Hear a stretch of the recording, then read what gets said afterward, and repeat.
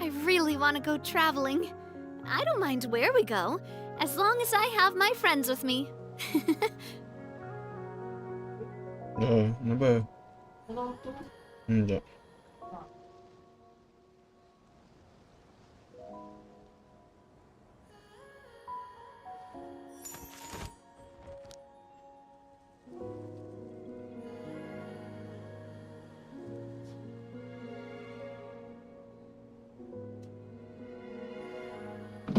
Wait, guys, give me a moment.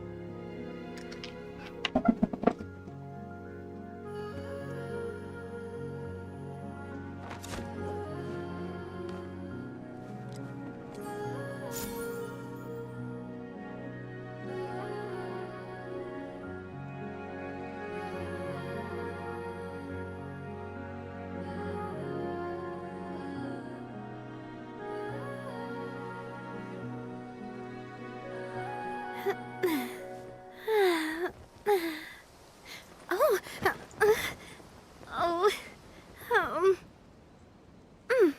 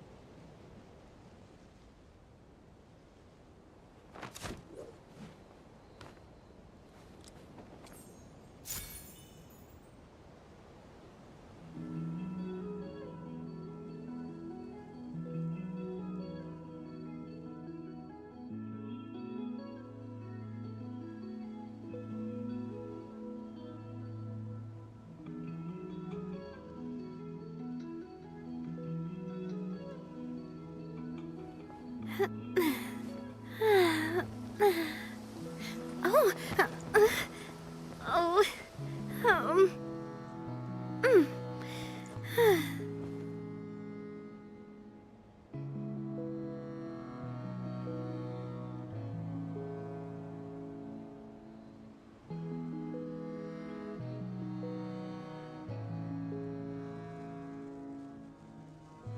My time with the Spina has taught me that carrying an unreliable weapon is worse than not carrying one at all.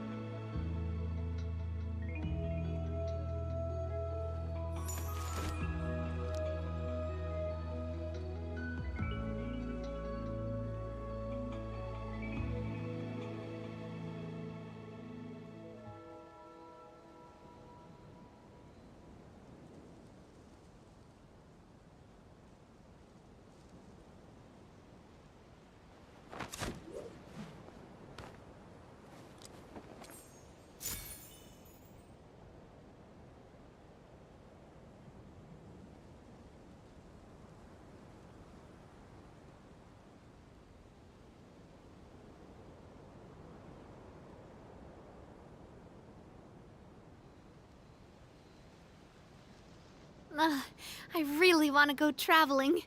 I don't mind where we go, as long as I have my friends with me.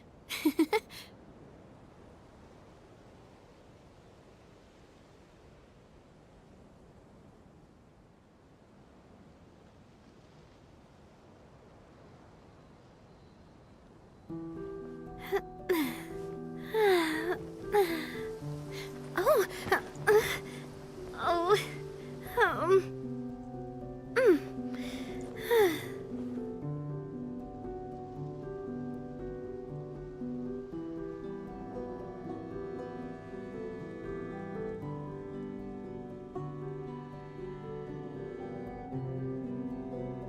My time with the Spina has taught me that carrying an unreliable weapon is worse than not carrying one at all.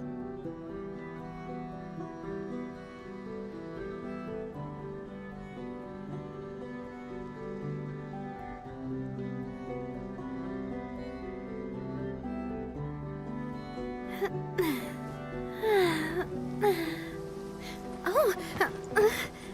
oh, um, mm.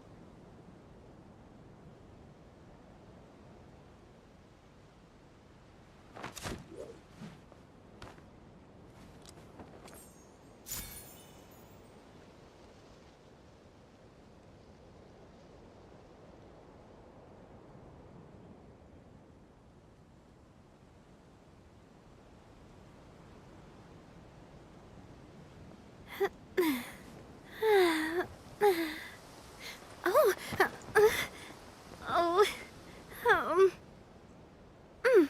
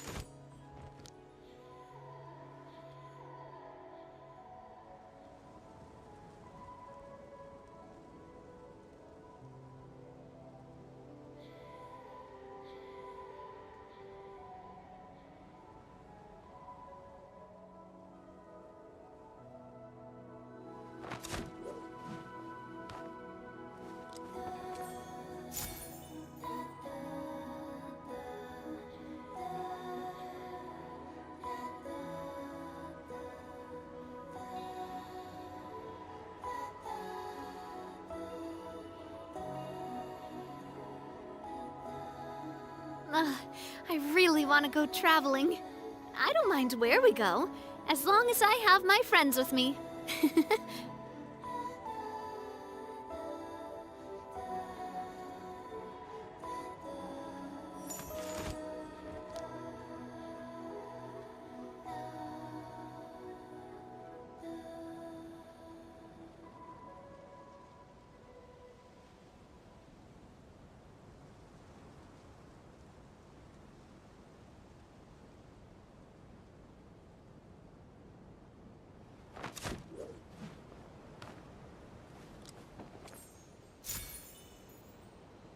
Hello, sorry about that. Hello guys, sorry about that. No, mom asked me to help her, so... I do love Spina di Rosula's logo. It was designed by my mother. Have you noticed how it's shaped like a heart?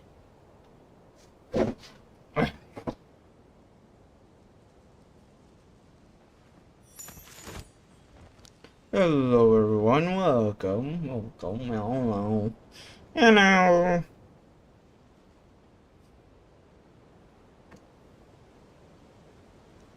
So, as you know, we play Genshin, yeah.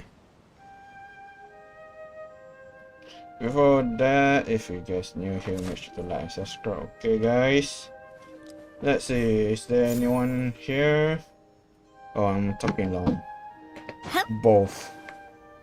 See? No other comment, right? Alright, no comment. Good to go. Wait. So, I believe we have been relieved from the jail. And now, we have to do something wrong here. Possibility. I don't know. I was thinking that we probably already go get out the jail, right? We can go outside as much My as we time with the want. Spina has taught me that carrying an unreliable weapon is worse than not carrying one at all. Right, what? And last time we get a good artifact for Alakino, our father over here. I believe this one. very nice, but if only the defense is not there and change to energy recharge or maybe attack percent, that will be very good. But other than that, is pretty perfect. All right, almost to the perfection. You see, 21 crit damage and 8% or 9% crit rate. With all the total I have, even though it's not a lot, I lacking crit damage, but still it's good. It's good, okay? Anyway, it's time to return to our dormitory, and we've been released, I believe.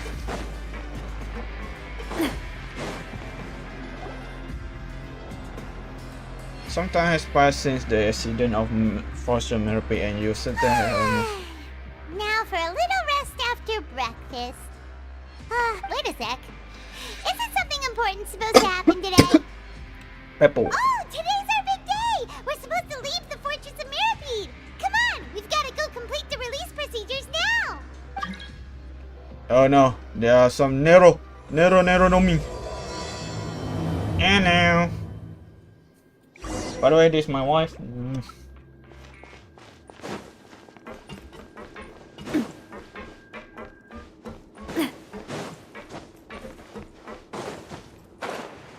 You know, sister. You know. Please sign here. This document will be effective immediately upon signing, and you two may exit the Fortress of Meropide via the regular channels. It's been so long since we've been to the surface. Let's hurry up and... Huh? Oh no, what's going on? What's happening? Are you okay?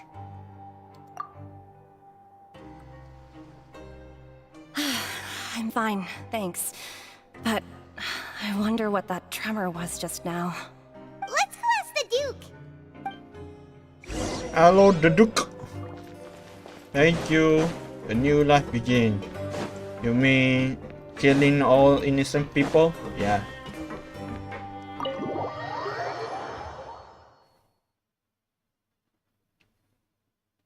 The Duke. Hello. The Duke.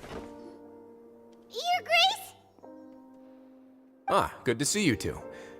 Is there something you wish to see me about? Yeah, what was with that earthquake just now? Ah, that. The tremor didn't originate from the seafloor. In fact, it seems it came from the surface. Over the years of serving as the warden here, I have developed a sense for distinguishing between what occurs on the surface and what occurs underwater. Besides, the seal that Monsieur Neuvillette set in place won't fail so easily. So the fortress is okay?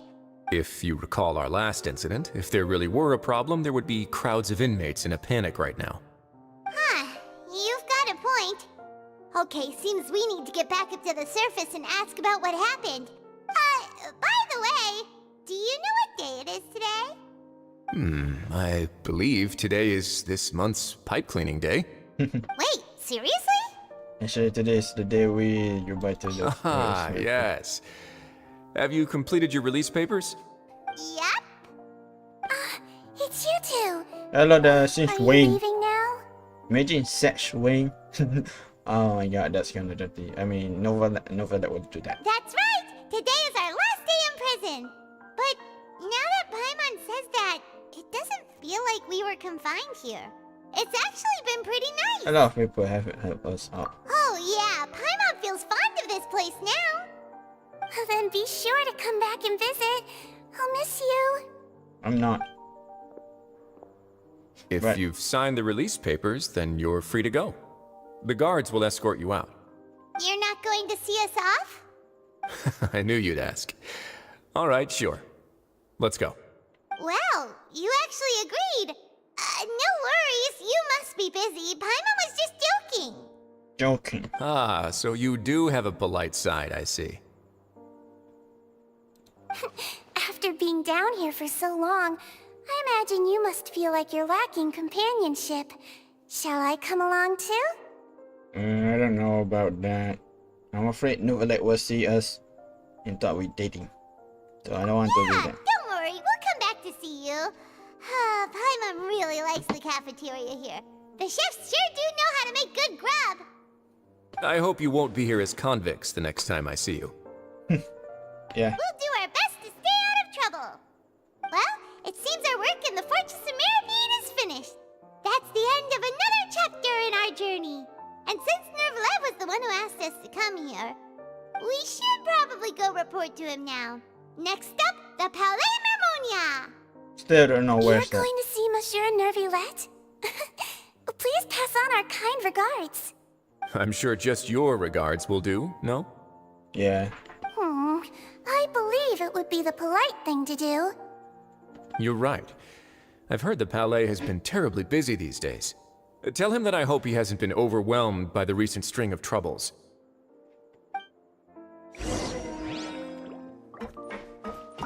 If you're concerned about things at the Palais, why don't you take some time to go up and check things out? I believe you should still have some vacation time to spend. Thank you for being so understanding. It means a lot. It's been some time since I've gone to the surface. I must say that I've started to miss it a little. Alright, well. By the way, if you guys remember the yesterday about the Orosian Order or whatever that name is, so I get a little researcher and it's around here. The place of that thing is under of this thing. I don't know where to get it, but if I remember correctly, we have to do the Melius, our Mamari, right? Mamari, our friends over here, and we have to, after then do that the excusing Mamari quest, we have to go the one in ocean, this thing to do. After that done, we have to see the caterpillar back in here, I believe. In here at the new fountain researcher over here, or maybe because of the one we already done it properly. But yet after we done 3 of that, we will meet here, and there are a painting Mamari will do to us and give to us.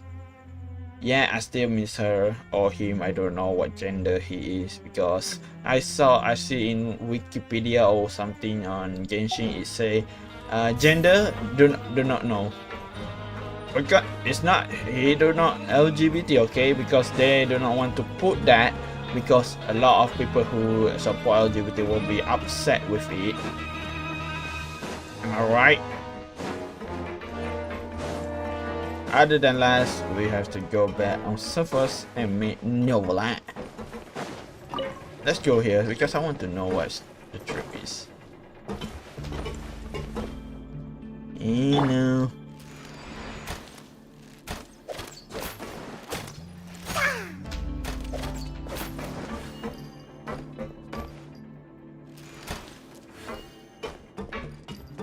So on, sucker.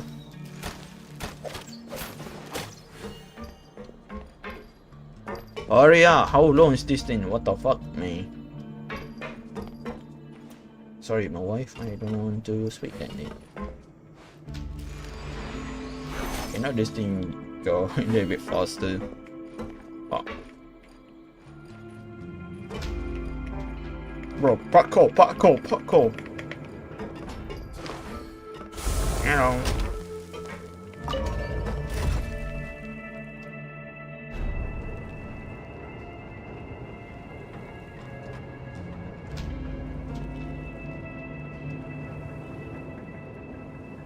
By the way, I'm so sorry for the 3 guys yesterday who watching my live. I'm so sorry that I do not see your chat, because I look at my phone, there are nobody checking or comment.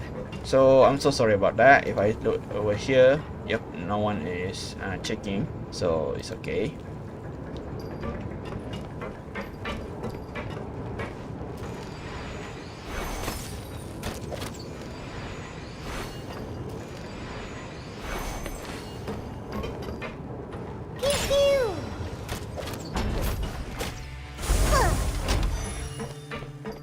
Sweet home Alabama.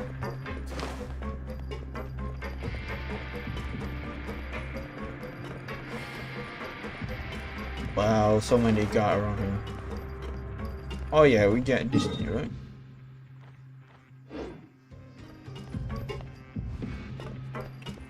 Let's see, how long is this? I mean, not that quite long, but yeah, how the fuck from here we're able to go here? I don't know, man. Or maybe because this underground over here. I see. Anyway, let's go back to statue. I just want to see where this lead off.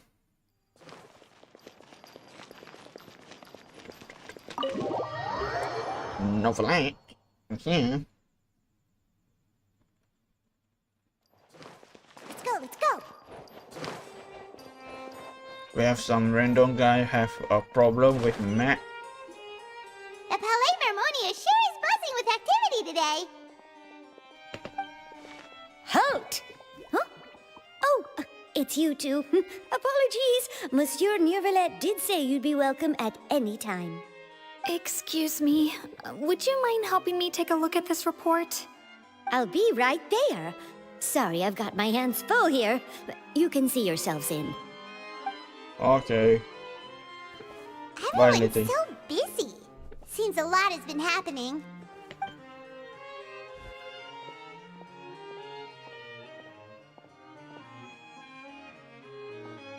Hello, Novenak. Neuvillette! Hello. You've come at the right time, but you'll have to wait for just a moment, as there are some urgent matters I must tend to first. In the meantime, please, have a seat. If you'd like to have something to drink, let the Melusine outside know. Melodious. That's alright, we just ate. Very well, then. Let's take a break over there while we wait for him to finish his work. What a closet, man. It's so beautiful and exquisite luxury. All right. That should wrap things up for now. Are you done with your work? Yes, sorry to keep you waiting. Don't worry. I have couple of water. Today should be the day you were released from the Fortress of Meropide, and it appears that you've managed to complete all the release paperwork. That's right, and we came here to see you right away. You informed everything about seeing the primary incident. A massive whale. Do you have any idea what that might be? I just want to say that your mother is B as well. Judging from your description, that cannot have occurred in any ordinary waters, but rather something like the primordial sea. A whale of that size and shape cannot usually be found in the waters of Tevat. Therefore, we can only assume that Child is presently immersed in primordial seawater. Immersed in primordial seawater? But how? And is he okay? He's not from Fontaine, so he will not deceive. Most people wouldn't be capable of entering in the first place. I'm not completely sure how he could have gotten there myself. There's something like to ask you about. Yes? What is it? What was the three more with when we feel earlier? Oh, right! Paimon felt it too! Feel what? I do not We feel asked anything. the Duke and he said it wasn't from underwater, Oh, so the we one. figured you might know something about it. It turns out that I have just received a report about this particular matter. In fact, that's exactly what I was busy with a moment ago. The source of the tremor was here on the surface near Poisson. After the shaking stopped, the water levels in the Poisson area rose at an alarming rate. So The water levels rose? Oh no! What about all the people there? Fortunately, the water levels only rose for a short period of time and have already returned to normal now. However, I still have a bad feeling about the whole phenomenon. If the change in water levels is connected with the leaking primordial seawater, then the situation in Poisson may be much worse than it appears. Navia should be in Poisson, right? We Poisson. need to go check on her! the Spin di Rosula headquarters. I would also like to go there as soon as possible, but I'm afraid I can't leave just yet. We must immediately formulate disaster prevention plans for the surrounding coastal areas to avoid potential catastrophes. I'll have to ask you two to go to Poisson first. I'll meet you there to check on the situation once I finish things here. There's no time to lose! Let's get going! Please be careful. Whatever. Give me a lot to pull, okay? I need a pull. The two of you have my thanks. If you need any help, just let me know. I need your collet in my collection, please. Novia, I'm here. I miss you, Novia. Oh no. What happened here? That's normal for me. Oh, never mind. Not really. All building shit rough. Yeah. There's nobody around with all this on. Navia should be around here, right? We need to make sure she's still... Hyma means we need to check on her.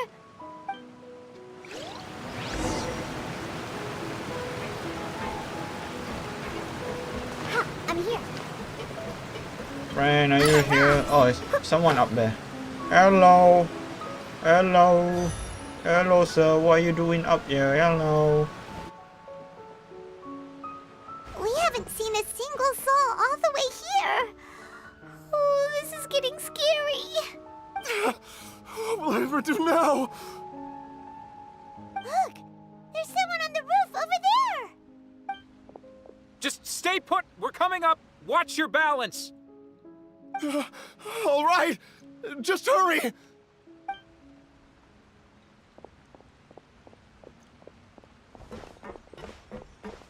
Well, now we have soul. I'm not young anymore. How will I survive on my own? My Desiree! Oh, he looks pretty sad. My leg! My leg! How could this have happened? It hurts! It's not she the one husband get Just killed? hang in there. Help is on the way. You can hold my hand if it makes you feel better.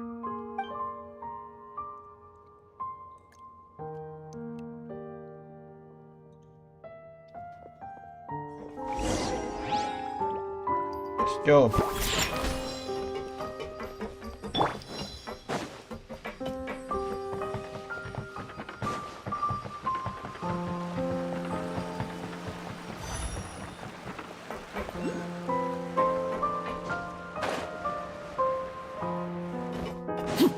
Never mind, we just need to go down. I thought we had to go up. Hello. Oh, it's Navia. She's over there. Hey, Navia, are you okay?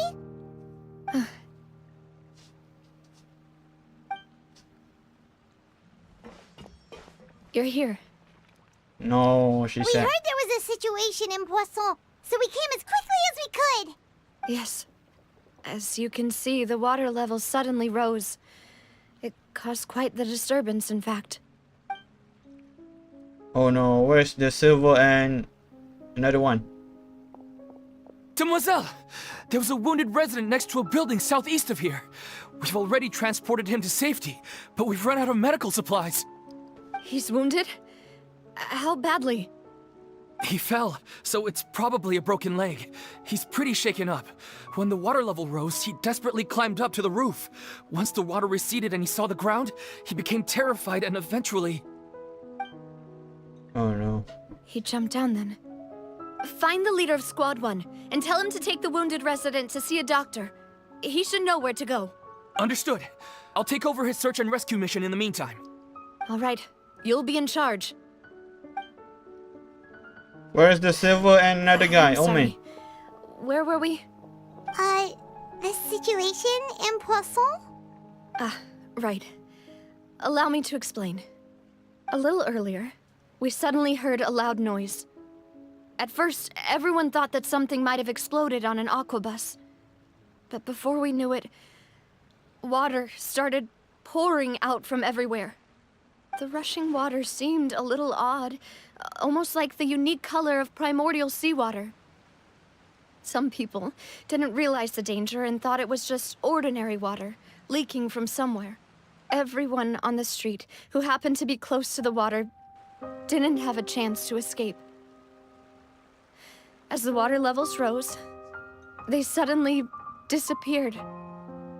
Oh no. They were all dissolved. Shit, man. Those who realized what was happening started to flee in a panic, desperately trying to get to higher ground.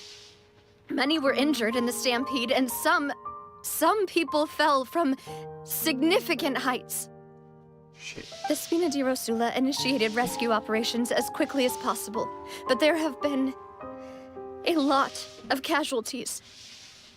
Fortunately, the water began to recede after some time, and the chaos came to an end. The water that flooded the area contained primordial seawater, so the lower levels of Poisson are still hazardous. To ensure everyone's safety, I've asked the people there to leave as soon as possible. No one knows if this could happen again. All we can do for now is try our best to help evacuate the residents. We still haven't completed the head count, but we'll have some numbers soon.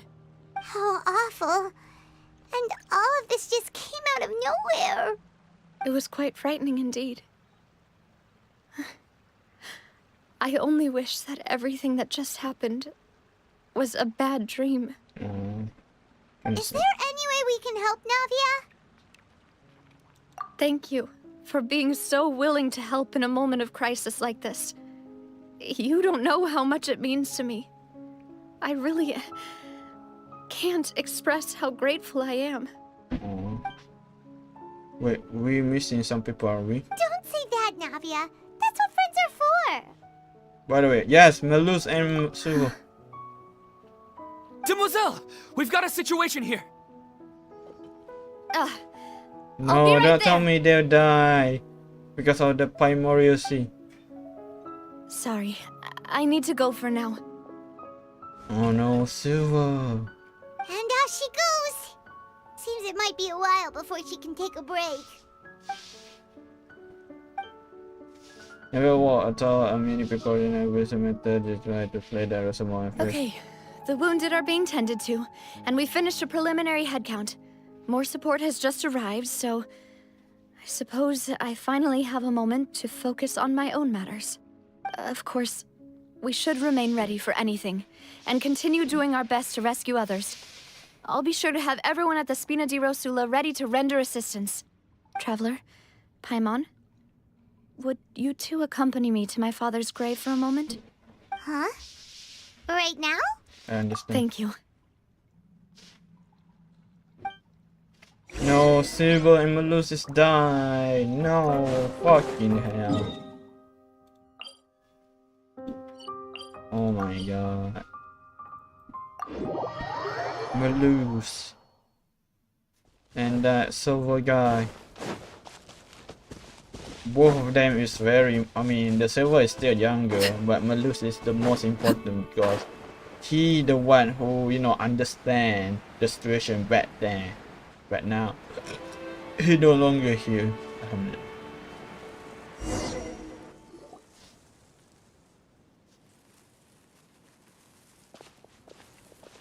Not a lot of people here, huh? Well, given the time of day and the whole situation in Poisson, Paimon doesn't think there'd be a ton of people here visiting graves. Right. That's how things are now.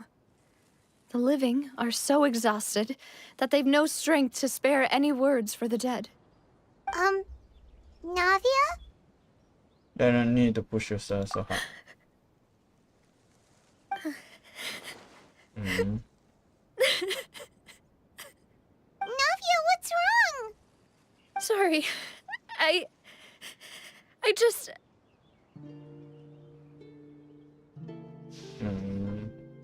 Melus and Silver. They won't ever come back here again. What should I do, Papa? Huh? What happened to them? I'm so sorry. Yeah. Everyone agreed on the rescue plan, but still, I was the one who initiated it. They were helping evacuate the residents, but they couldn't leave in time. And And they were caught in the seawater.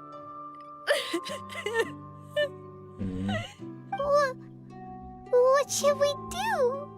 I've known them for so long. And I know they weren't afraid. But I could at least hold a funeral for my father. And I know where he rests. But as for Malus and Silver, they're just gone. I just can't.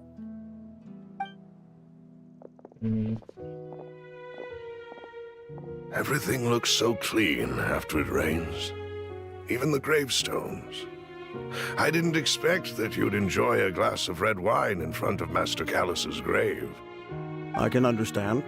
Besides, the scenery here isn't half bad. See, it's not just me. I always want to bring something when I visit Papa. Perhaps we might even have a picnic. He wouldn't be angry, would he? How could Master ever be upset with you, Demoiselle? Yet the cemetery is the home of those who have passed, is it not? Everyone ends up here sooner or later, no matter who you are. Buying True. yourself a plot in advance, are you? No need yet. But when I do, I hope you'll let me be buried beside Master Callus, Demoiselle. Hey, stop joking around. I'm quite serious. That way, it will save us both the trip to see each other whenever you visit your father's grave. That makes sense. In that case, could I be buried on his other side? After all, besides you, Demoiselle, the two of us could certainly be considered Master's closest companions, no? Personally, I believe we fill those shoes just fine.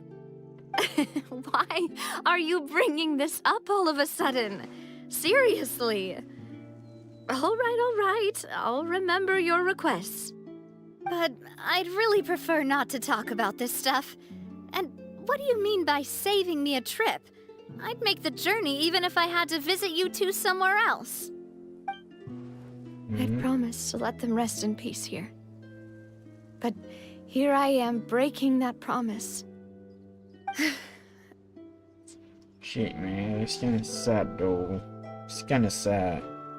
You promised to someone who companioned you for a long time, especially with your father around that time.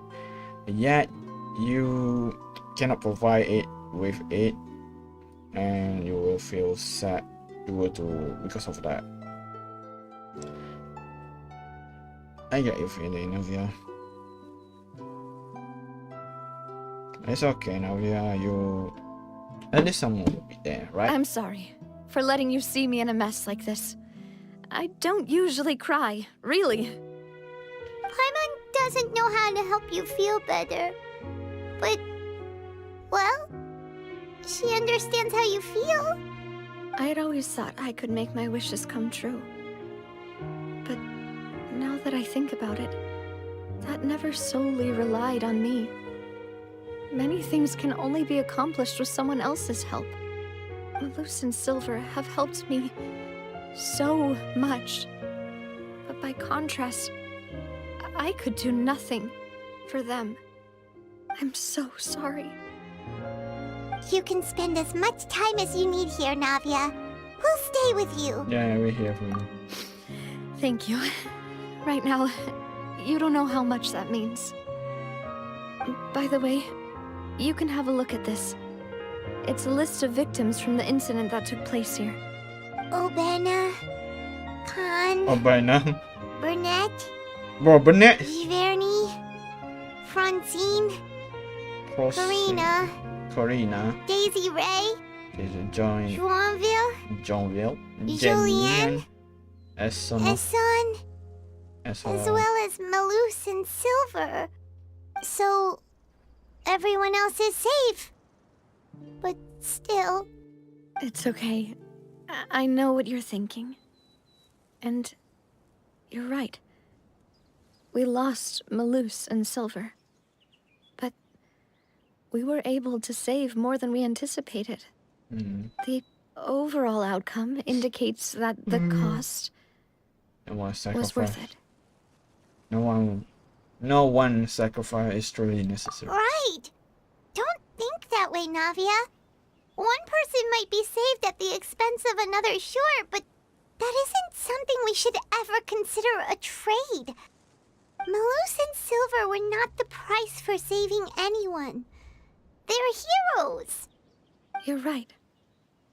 Thank you, Paimon.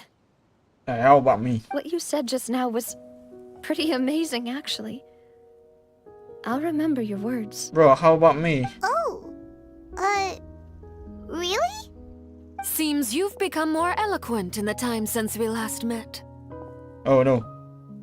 The knave? What are you doing here? Is everything going well on your side? Yes, my people are carrying out the mission according to your request. All the residents of Poisson have been evacuated, and we're preparing to relocate them to higher ground. As for these supplies, we have everything taken care of. There is no need to worry. Yeah, father. Thank you very much. Wait, do you two know each other? We just met recently. Right, Miss Navia? Usually, I would call this a coincidental encounter, but that doesn't quite fit this time. Besides, it never even crossed my mind that a Fatui Harbinger would come looking for me. Thanks to the Knave, Spina di Rosula received generous support from the Fatui, which allowed us to complete the rescue and evacuation work so quickly. Mutual aid is essential to fostering positive developments. We were already in the area, in any case, so it was nothing. That said, I must say that you're a lot sharper than you let on. I'm sure you understand what I mean. I apologize for all the ways in which I tested you previously. We've never worked with a Fatui before, and it's extremely important for us to know who we're working with. My subordinates have reported that Fatui soldiers have been observing water levels and taking head counts in various locations. I hear that they've also prepared a large amount of emergency supplies. I'm quite surprised. This is nothing to brag about, nor do I intend to. It is simply the way of powerful organizations to act forcefully, whether they are doing good or ill. You've witnessed that firsthand, in any case. As I've told this traveler before, I know of the prophecy, and I intend to prevent the impending disaster. Lending your organization a hand was a natural first step in accomplishing that. As such, do not be troubled by this token of our sincerity. Perhaps one day, you'll also be able to help me in the same way. Without your help, there would have been many more casualties. I won't forget your kindness. Furthermore, I sincerely regret what happened to Malus and Silver. I only wish that my people could have arrived a little earlier to prevent this from happening. Don't say that. You and your subordinates did everything you could. As Paimon said, Malus and Silver didn't choose to sacrifice themselves for any specific person. And they weren't the price paid for other salvation. They chose to become heroes themselves. I've never liked hearing people put it that way. It's like trying to relieve pain by saying some noble-sounding words. But right now, there's nothing more suitable. They really did become heroes. You're right. I'm sorry for your loss, Miss Navia. Water is life to Fontaine's people, and it also spells disaster. It's no wonder that people always say that prophecies represent fate. Fortunately, I've never been one for such opinions. So, you're one who will try to change fate, then? Of course. That is why I'm going to Hotel Bouffe de Thé. I still have some things to take care of, and the children need my attention. Yeah, me. By the way, Traveler, Paimon, one more thing. Your father? Alright, then we'll just... Huh? This isn't right. Paimon thought you would ask us to walk with you for a moment so you could tell us something in private. That is a clever and useful conversation technique, which I do like to use when necessary. But there's no need today. It would not hurt to have Miss Navia listening in. Traveler, I'm sure you remember that I said we could work together when we had the chance. So? You and I both know that there may be issues with the Primordial Sea. Previously, it was the Fortress of Meropide sluice gate, and this time it was the water levels in Poisson. These are both signals. So the time for Jelly Corporation has come. Indeed. Allow me to share the latest intel I've received from the House of the Hearth's intelligence network with you. During some recent investigations, a child claimed to have discovered some ruins near Poisson. The ruins date back to ancient times and seem to be worth investigating in many ways. Judging by the dating of the ruins, they may be related to the prophecy and the coming crisis. The situation is becoming more urgent, so any pertinent information will prove extremely precious. My people initially came to prepare for ruin exploration. Unexpectedly, this disaster struck, and at present, we're all busy prioritizing the rescue effort. So that's why the Fatui were already in Poisson. I wanted to take the children along, but unfortunately, Linny, Lynette, and Fremine have all been dispatched to higher ground to assist affected residents. Linny told me that outside of the house, the person they trust most is you. Which is why I want to give you this task. Can you trust an outside like me? Are you sure this will be okay? The House of the Hearth's members see each other as family. But Linny, Lynette, and Fremine said that they also see you as such, even though you are not from the house. Hey, Traverse my name. Now we are family and I am the real daddy. I'm sure you already understand how earnest they consider their friendship with you to be. Oh, that somehow makes Paimon feel kinda happy. The intel I just shared about the ruins could fetch a high price. But since the children consider you family, it's only natural that I freely share it with you. Got it! So all we gotta do is go to some ruins, right? We can handle that. Excuse me, but may I tag along? You wish to join, Miss Navia? But are you sure you're up to exploring some ruins? You need to rest. Well, I'm sad, yes. But I can't just go back and plop myself into a chair by the roadside and do nothing. There's no point in being depressed while we still have a disaster on our hands. True. As my father's successor, I must live up to the hopes he had in me. Besides, I'm also doing this for myself. I need something, a distraction, to keep my mind off Malus and Silver. You're strong, but she needs company right now. We can be that company if she goes to explore. Since you put it that way, I have no objections. What do you say, traveler? We would go to the room. All right. The ruins are to the south of Poisson. Here's the map. Okay, the three of us will handle it. Come on, let's pack up and get going. Because Navia will, join us, I have to change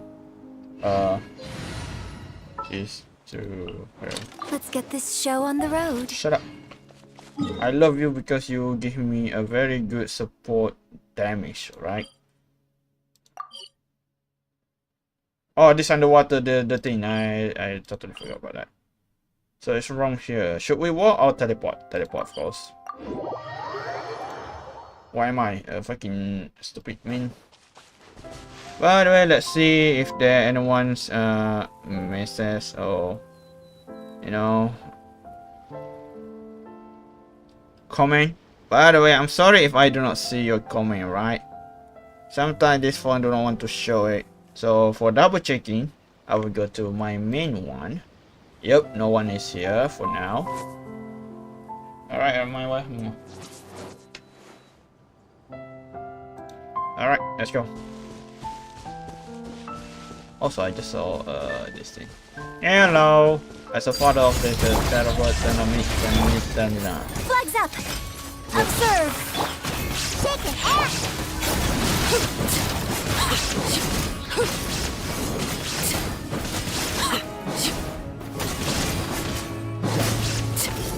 Thank you. What I greater pleasure appreciate- is there than the unexpected? I'm appreciate with that. Wait,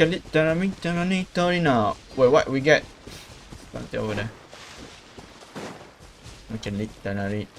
Torina.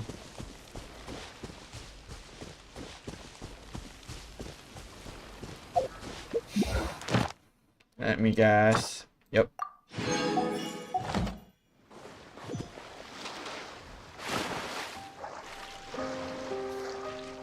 You know what? I want to make my Hey. Give me that. I want to make my navigate much a little bit broke. Ancient, similar ancient. But I'm curious, why do not we go check it out? Oh shit. Sorry about that. I forgot if we do something like that, it will be. So, are these the ruins the knave was talking about? They seem to be pretty ancient, all right. Let's go in and have a look. And get Just some. be careful. Don't worry, we are adventure. Also, what is this? New trip. Hey, new quest.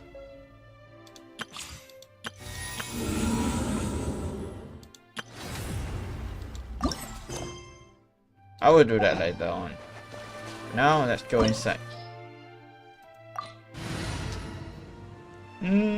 Should be okay, right? Hopefully there are no water resource, something that I need an elemental water. Hey, where's Navi? I thought he joined us. She joined us. Navia, where are you? Where's water?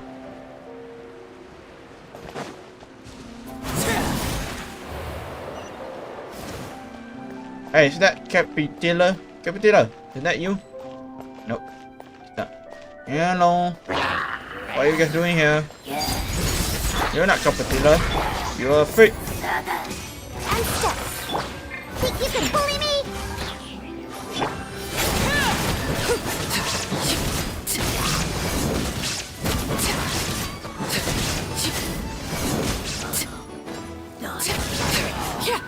Hold up. Let me use 100% of my power. Where is it? Where is it? Yeah, 20%. Now my where is it? Yes, 106. Beyond your imagination, my man. I can crit everyone every time I want. Oh! Here isn't safe.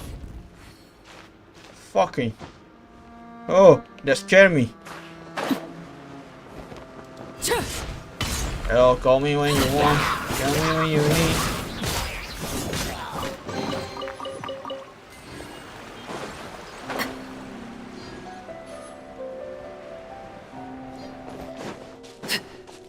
Is that Primordial Sea?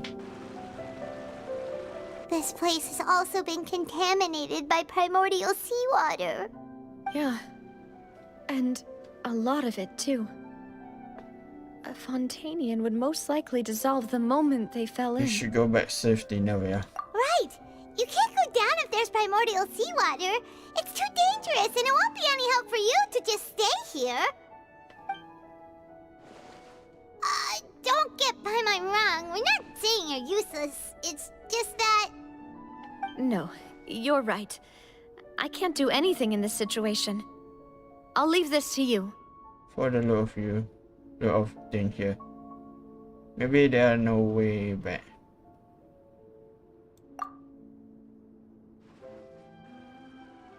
Yeah.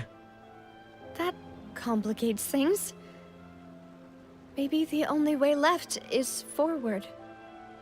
In that case, do you want to wait for us here?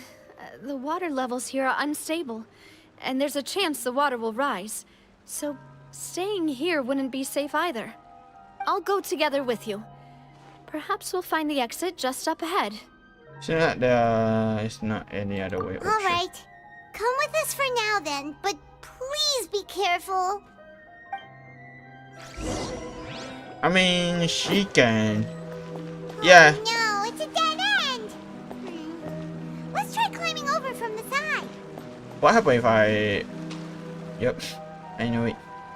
You cannot touch it. Stupid. Bro, imagine I just...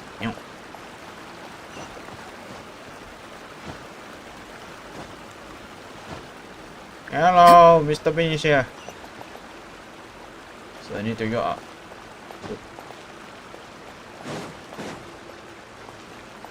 Hey. Radish. Somehow over there. Another radish. Wow. What nice stuff.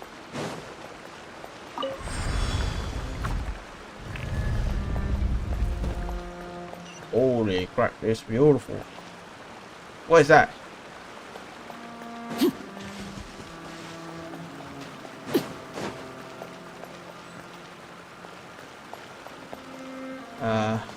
Why is this? Oh! Wait, there's something wrong with this bridge. Run for it!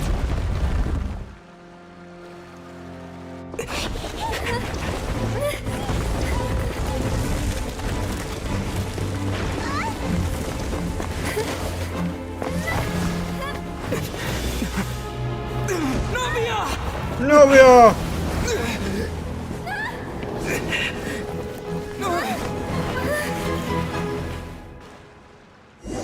Oh no, Novia, are you okay? No, she cannot die.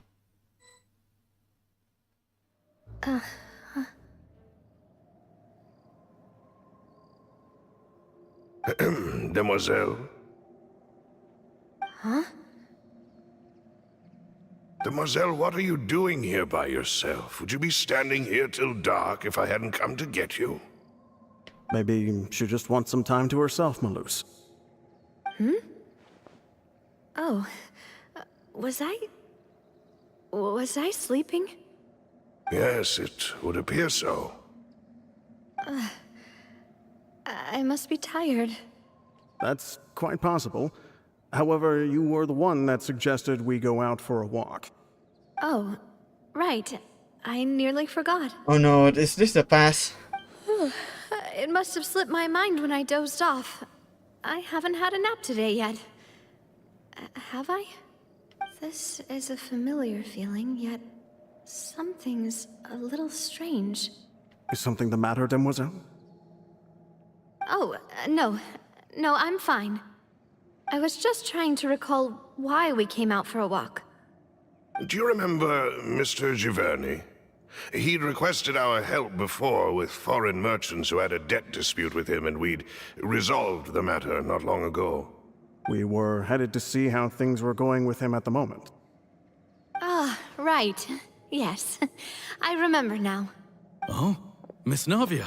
Ah, Mr. Malus. And Mr. Silver, too. It's good to see all of you. How have you been? I've been great. Thanks to your help, those bothersome merchants finally realized that I wasn't the one they were looking for. Why, I wasn't even the guarantor for that person. They were knocking at my door day and night. Even my neighbor, Obina, was getting fed up with them. Sometimes force is required to calm someone down and get them to listen to what you have to say. That's right. Oh, by the way, Burnett, what was it that you wanted to give to Miss Navia again? Oh, yes. One moment, I have it right here. Miss Navia, these are some flower seeds that I prepared. Please take them. They're a very good variety, and they'll become very big and beautiful once they bloom. I don't know what we would have done without your help, so this is a little token of our appreciation. I hope you won't refuse. Oh, is that Burnett? Oh no, it's not Burnett, Dad. And this guy, I forgot what his name again. Ah, did you cultivate them yourself? Thank you so much. I'll certainly take them. Malus, we do still have some empty flower pots at home, right? Why, we can have as many pots as you'd like, Demoiselle. Perfect. In that case, we'll swap out some of the decorative plants for some of Mrs. Burnett's flowers. Very well. Wait. Something seems to be off here. Bro, cannot you remember? Excuse me, madam. If I'm not mistaken, your name is Burnett, correct? That's right. Is something wrong? No, it's nothing. This is the first time we've ever met, but your name seemed familiar to me. I must have heard it when I was discussing things with your husband previously. I've heard this name before. Sometime recently, I'm sure of it. And why are there so few people around here?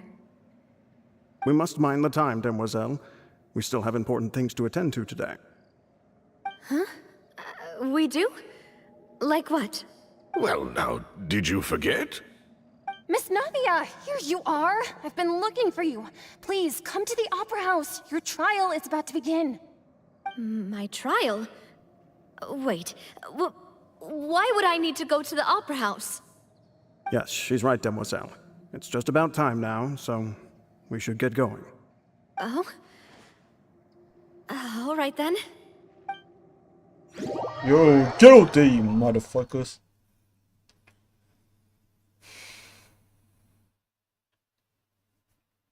Look, it's Navia. She's here.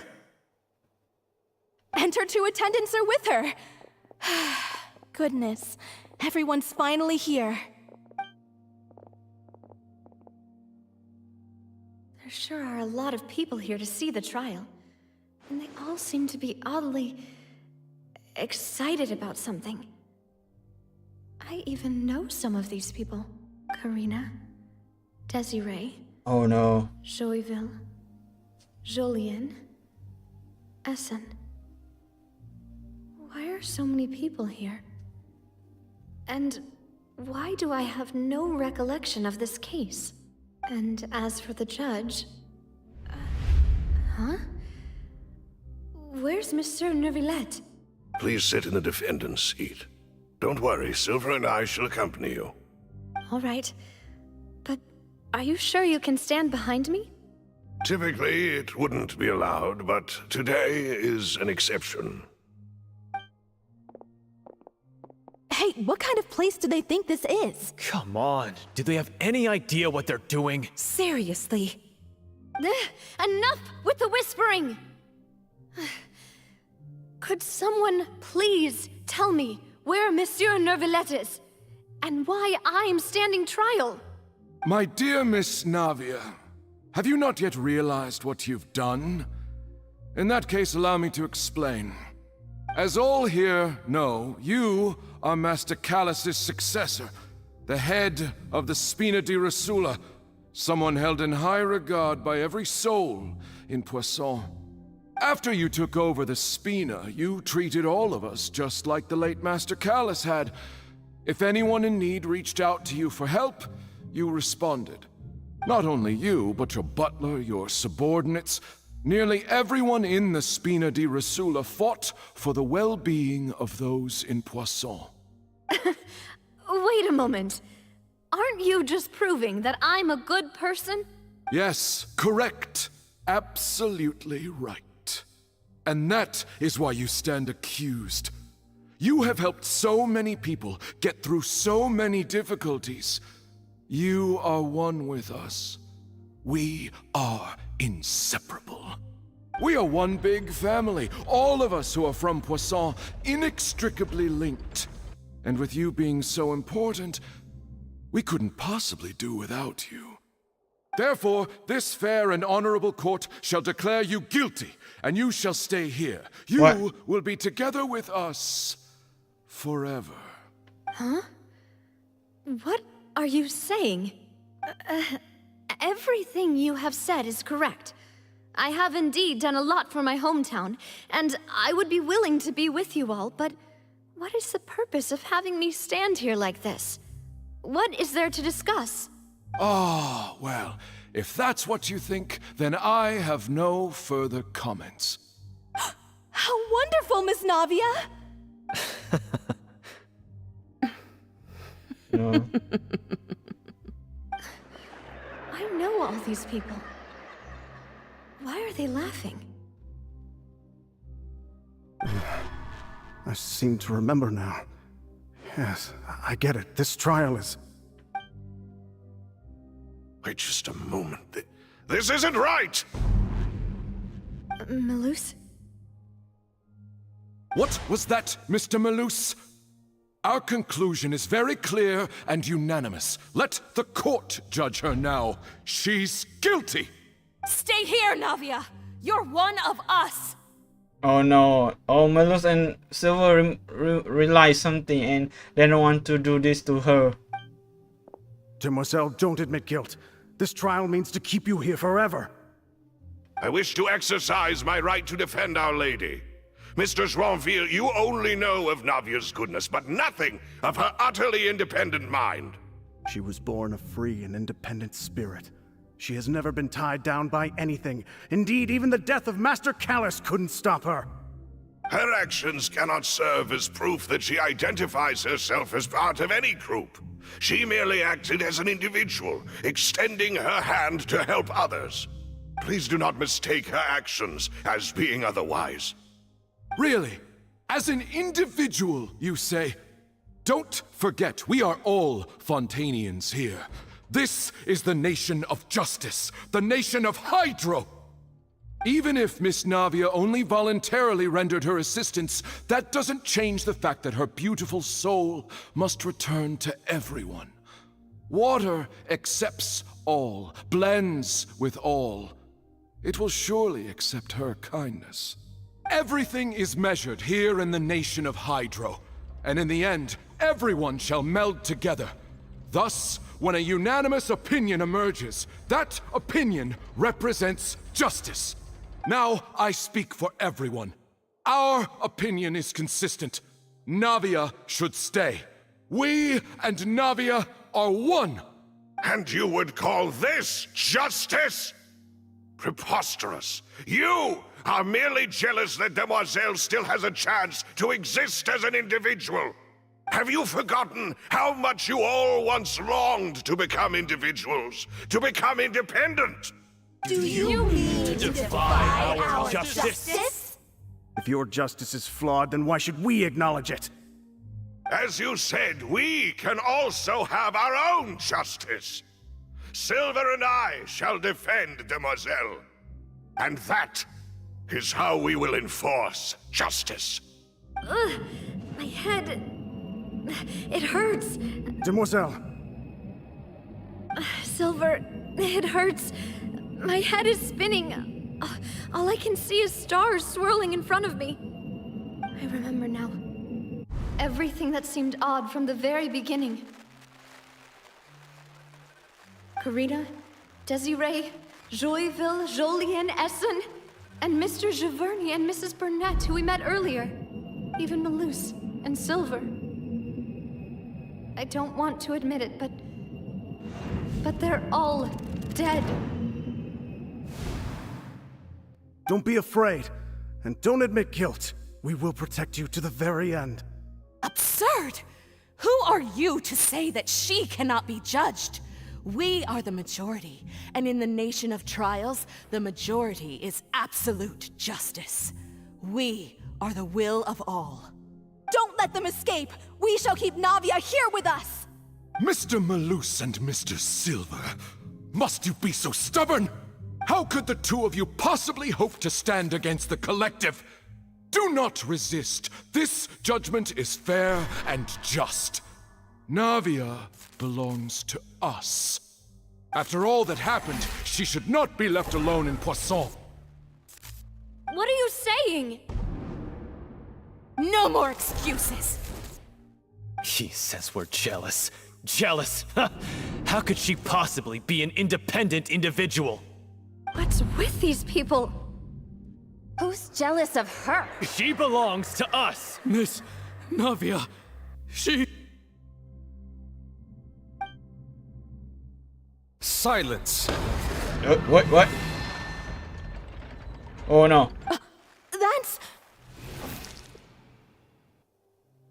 Damn. Hello there, Annin, Rune, Brazil, welcome to the stream. Monsieur Neuvillette! Such commotion is prohibited in the court. The accusations you just presented are nonsense and cannot constitute a proper trial. The court will adjourn for the rest of the day. In this, I shall hear no objections from any unauthorized party. Dang, Neuvillette is really a powerful dragon. Bro, imagine this Primordial Sea, right? Hopefully I say it right. Primordial Sea, who literally can turn everyone to water, you know, and all of them is you know, people who live with Posong, with Navia, still Novelet like, this is order. Our thanks, Monsieur Neuvillette. Please leave with me, Miss Navia, while there is still time. But Go on now, demoiselle. This is your only chance to leave this place. What, can't bear to leave us behind or something? Malus. My apologies. I couldn't resist making one little joke once I realized that this shall be our last goodbye. Damn. I'm doing fine. How about you guys?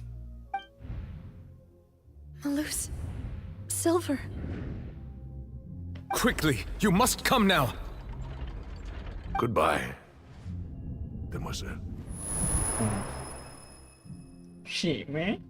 Farewell. Shit, man. That's kinda hard.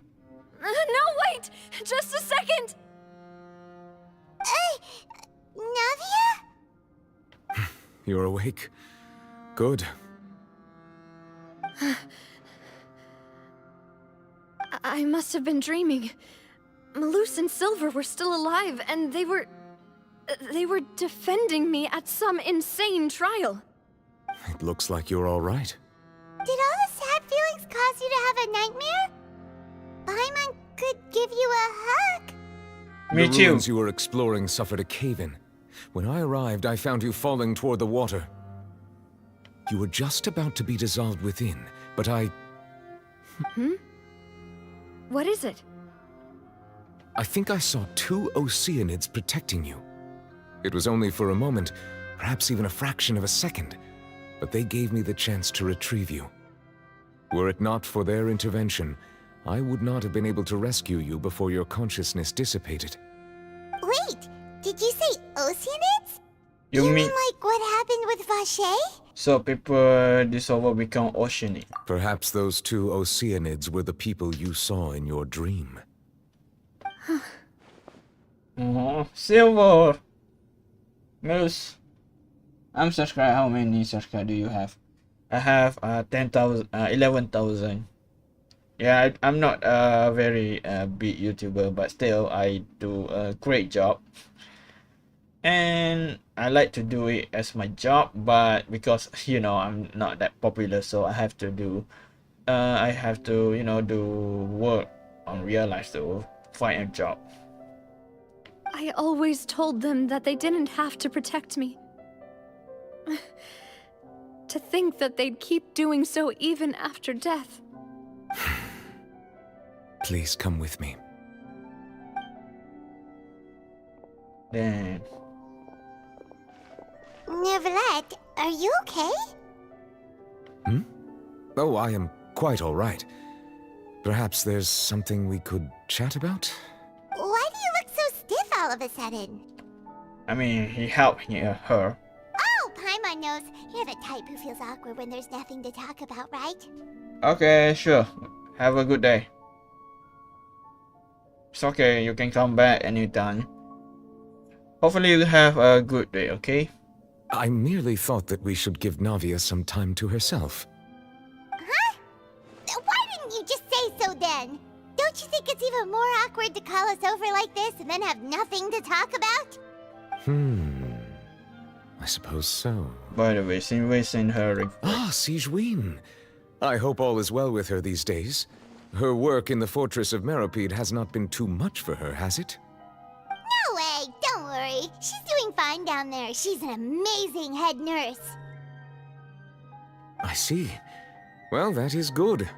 I have always worried that Sigewinne would need a lot of time to understand the world of humanity, just as I have.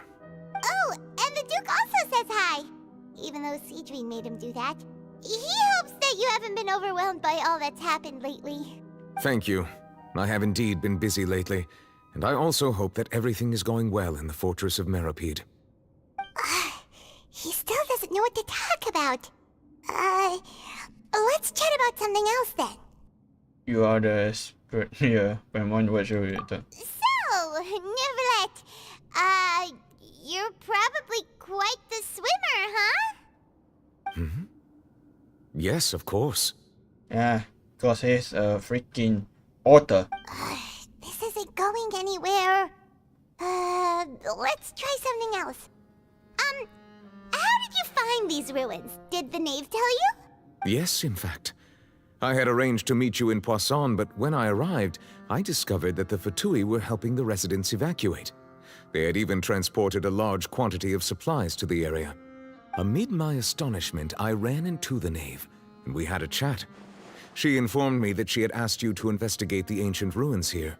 Yeah, we originally planned to meet up with you, but we thought you might still be busy with all those official documents.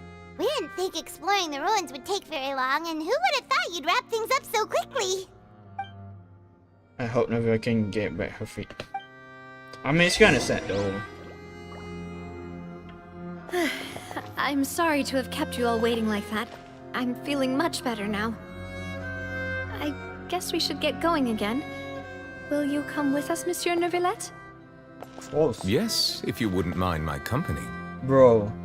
All right! Another one joins the party! Let's get going then! Bro, she about to go there over there, but yet the Oshini or Silver and Malus help her in the fraction of a second. What a hero, man! What a hero! Yeah, I'm crying a little bit, so shut the hell up. Flag fly and step. Shake your head.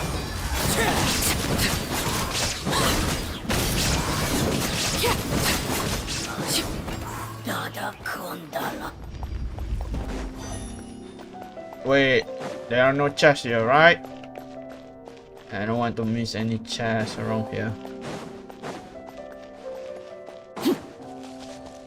Oh no, not this again. Let me guess. Oh no, another unstable path. Watch your step. Shit. But it's okay, we have no light around here. I mean, oh shit.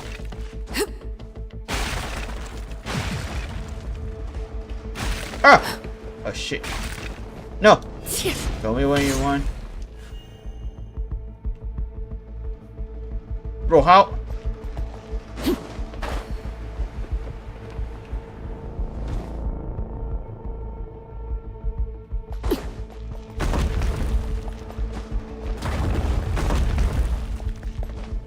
Okay. Let's rest for a little bit, okay?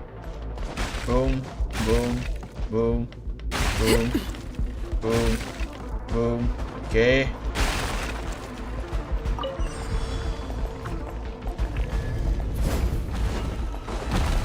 Watch out! There are rocky volleys over here! Think you can bully me?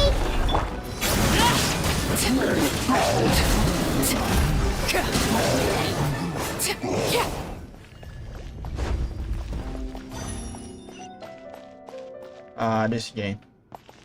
Hold up. Okay. Oh.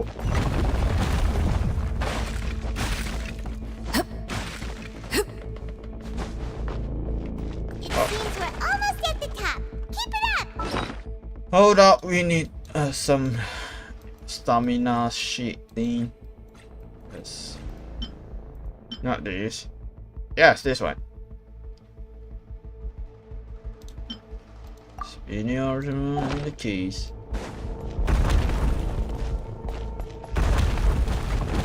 Hey, Charles. Thank you. Imagine I accidentally go down. Damn, that's gonna be hard.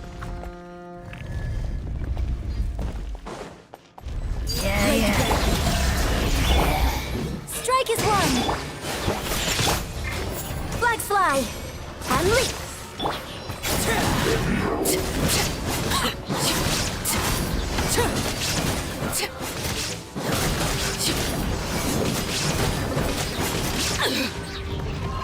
Transfixed.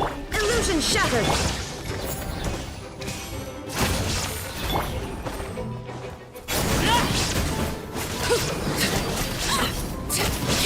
Witness my rise.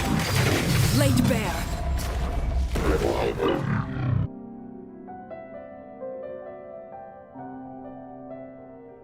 Okay.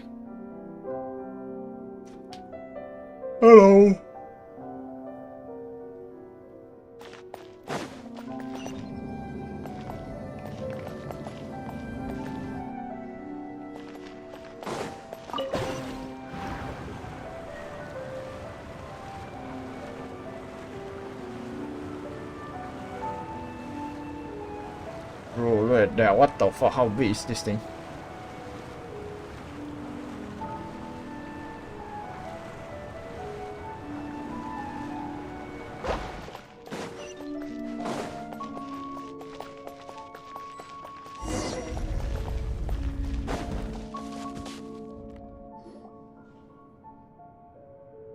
Looks like we've reached the end.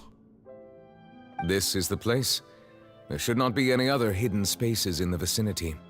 The path sure had some twists and turns, but it turns out that this place isn't actually that big. There seems to be something on this. Oh, day long, Stone slates. It seems like they were put here as an offering. Could we take them down and have a look? Perhaps we should just leave them be for now. There are 4 locations in total, but only 3 stone slates. The slate that should be in the first empty spot is missing. The surrounding walls also show signs of damage. There's something written below. Let Paimon see. Reason dictates that this nation be destroyed. I shall record the history of its future here in its past. Say what? Say what? It feels like someone left these slates and these words here for a purpose. But does he mean that Fontaine should be destroyed? That would fit the circumstances dictated by the prophecy, yes. Indeed, the slate's contents correspond to it. Take the second slate, for example. I mean, you've been there, so... There's a person kneeling here. She seems so dedicated. And there's a whole bunch of other people behind her doing the same. She's facing this... what is this? Some kind of island in the sky? Heavenly's principle. And is that Lady Farina in the third image? Did the Hydro Archon fall into the water? And is that a ring of people around her? Paimon doesn't quite get it. Are they all in the water? The fourth image. I know this one. This exactly matches the content of the prophecy. The people will all be dissolved into the waters, and only the Hydro Archon will remain, weeping on her throne. Yes, that doesn't match.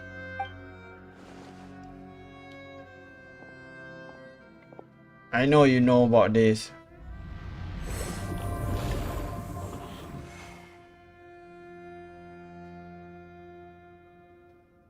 More information should be hidden in these slates, but I fear I cannot easily uncover it, most likely due to us missing the first slate. I am very sorry. Don't blame yourself, Monsieur Neuvillette. Deciphering ancient stone slates isn't one of your duties. Ooh, Paimon's getting the chills just looking at these slates. This says that it's the history of the future, right? That means the prophecy's sure to come true. I really hope it doesn't mean that. Still, Paimon feels like these images are kind of weird when you look at them together.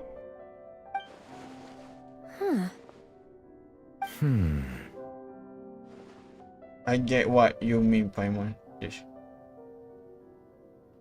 That's right! If the images are in chronological order, shouldn't the fourth, the waters drowning Fontaine, come before the third, where the Hydro Archon herself falls into the water? And yet the order is reversed here. The second image is also quite considering. What scene are the people imagining? If we go by timing, Lady Farina only emerges in the third image. That means that the person in the second image might be the previous Hydro Archon.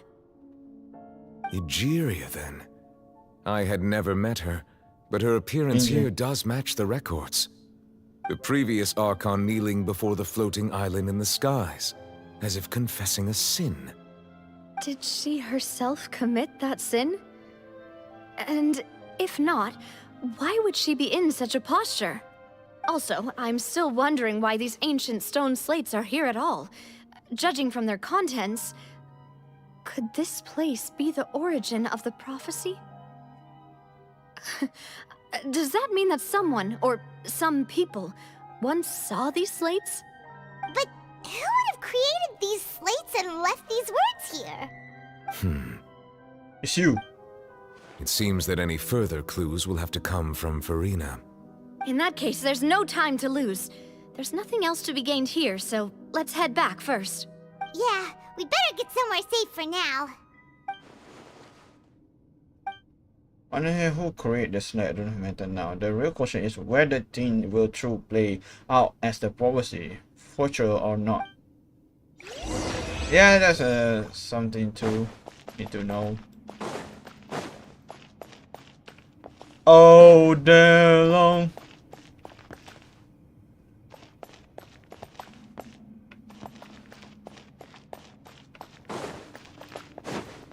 Yeah, chess. Money.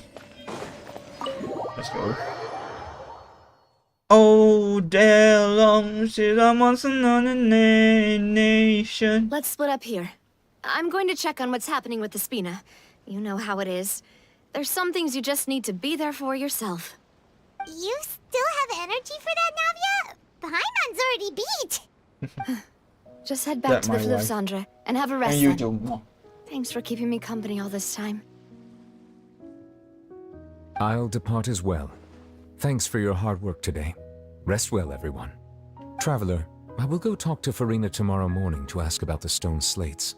I'm sure that you're concerned about this matter as well. If you have time, drop by my office. I will share the results of our discussion with you. Are you really gonna talk to her about this directly? Will that be a problem? Paimon's getting a little scared now that it's come to this. She has long been harboring secrets and will not give them up easily, which makes it all the more my duty to ensure that she understands the present situation. Alright, we'll leave it in your hands then. You're probably the best person to talk to her anyway. I will be carefully considering my words tonight. Traveler, Paimon, our safe house at the Fleuve Cendre is always open to you as ever, so please don't think you're an imposition. All right, I'll be on my way then. Where is that? Through incision? I don't know where's that. Never anywhere both the pill and you open one here. This isn't okay. Oh, under of this. Welcome back. We've got a special menu prepared for you two tonight. Yay! And there's good food too! Navi, no, the boss is the best. You did great as well. Ooh, desserts! Nice! These are all Paimon's! Paimon's already starting to forget what happened today. Oh, is that she? Oh, that voice. Is that who I think it is? It's the fucking lady who think he got. Huh? She think he's got. It's you two. What are you doing in Fontaine? To find a wife, of course. Mona? Never thought she would come here. Did the star not tell you that might be me? You? Seriously, nobody just uses a scry glass whenever they've got time to just see who they'll meet on the road. Still, we didn't expect to see you here. Wait, you're not a Fontanian, are you, Mona? Well, I have some business to attend to here, so I booked a hotel in the city. I was just out for a stroll when I bumped into you. Quite unexpectedly, if I might add. Why did you think I was from Fontaine, though? Is that because Magistus doesn't sound much like a Mondstatter surname? Yeah, let's go with that.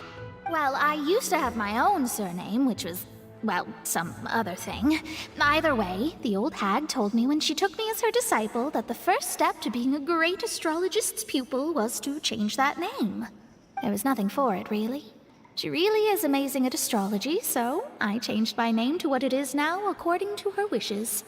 To my surprise, however, Magistus is not the name of some ancient house or clan. It isn't? Nope. Although it is used by us in place of surnames, it generally just means great. Wow! Imagine including a boast in your name. Wait, are you gonna have to put that into your genealogy as well? I reckon so. In any case, I'd give my disciple a name like this as well, if I were to take one. May I ask you what your most name? Astromancer Barbeloth Trismegistus. ABT. A bitch. Whoa, that's a long one. Does it also mean great or something? My name means Mona the Great Astrologist. As for the old hag, hers is, in plain speech, the thrice as great Scholar of the Stars. Just take it as a title specific to astrologists. Thrice as great? That's so petty. I know, right? That's just how she is. She used to call herself Megistus, actually, but when she took me in, she changed her name to Trismegistus. Talk about excessive. Yeah. Megistus is thus the calling card of our school, so to speak, which makes it about the same as a surname. It's all right if you don't get it. You can look into it further should you need to study astrology more deeply. Triple appetite time one. Terrible!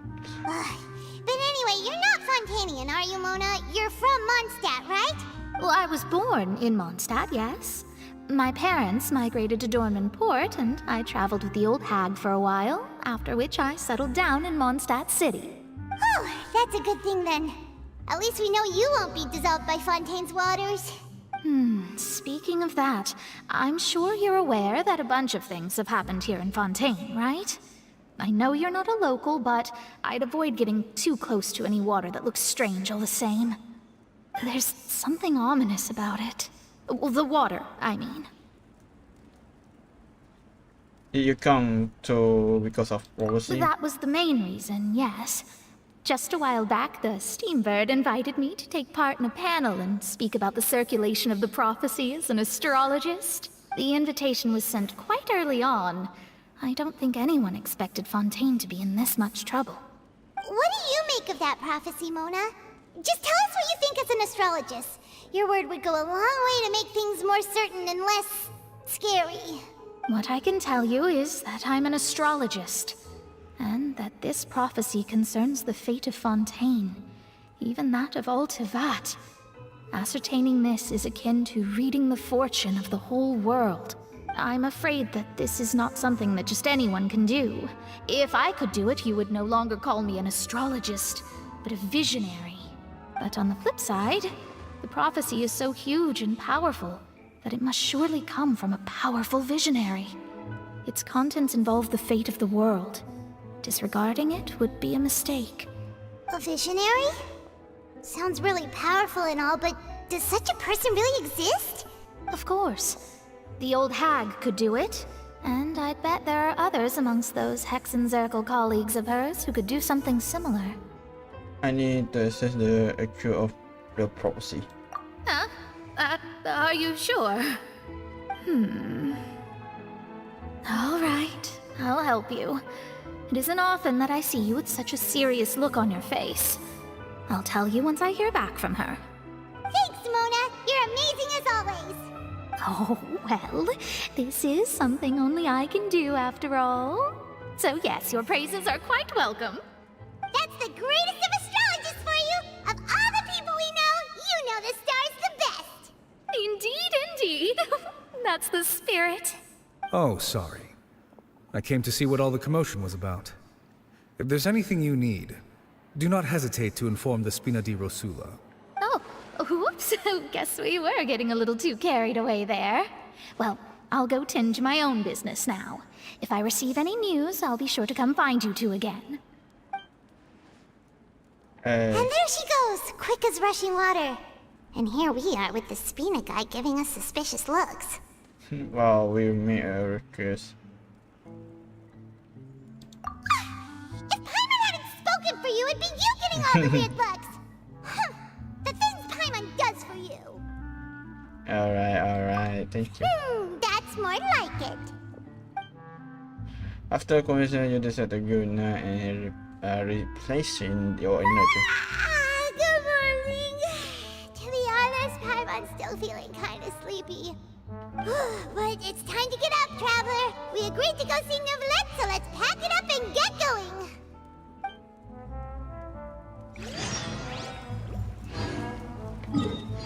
Before we met our Janista, our friend over here, I want to go here and take my reward. Add Astra. As Astra Thank you for complete. Abyssals. Thank you for Add that. Astra. Boom. And let's do here. Boom. 4. Bro, I have so many the crystal thing because of our friend Mamoru do to us, you know, over here. I do not expect there will be a lot of crystal flying at her place, especially at this one. But still, I miss her, bro. I miss her. Yeah, we cannot say anything because she probably at the house drawing. And if you guys remember the alien, right? Alien illness,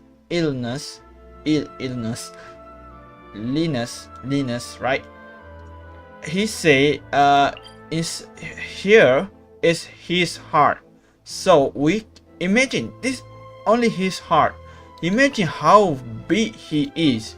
I mean, judging by the looks like of, you know, stone around here, I believe there is some of his face. This place is his body, I believe. From, I would say, this heart, right? So either way from here to here, I would say. Probably because you can see it's like a skull around here and bone structure here too. So I can imagine that his body is like, yeah, I think so. But yeah, man, I know she is exclusive for the quest, but still, for all the Malus I meet, she is the one is kind of unique, you know. I know that some people is just wearing the policeman like her, it's so cute, but something different on her design that I like. Oh my god, so cute. You're here! Finally! Is something wrong? Monsieur Neurvalette and Lady Farina, they seem to have gotten into a dispute. Please go see for yourself. What do you mean?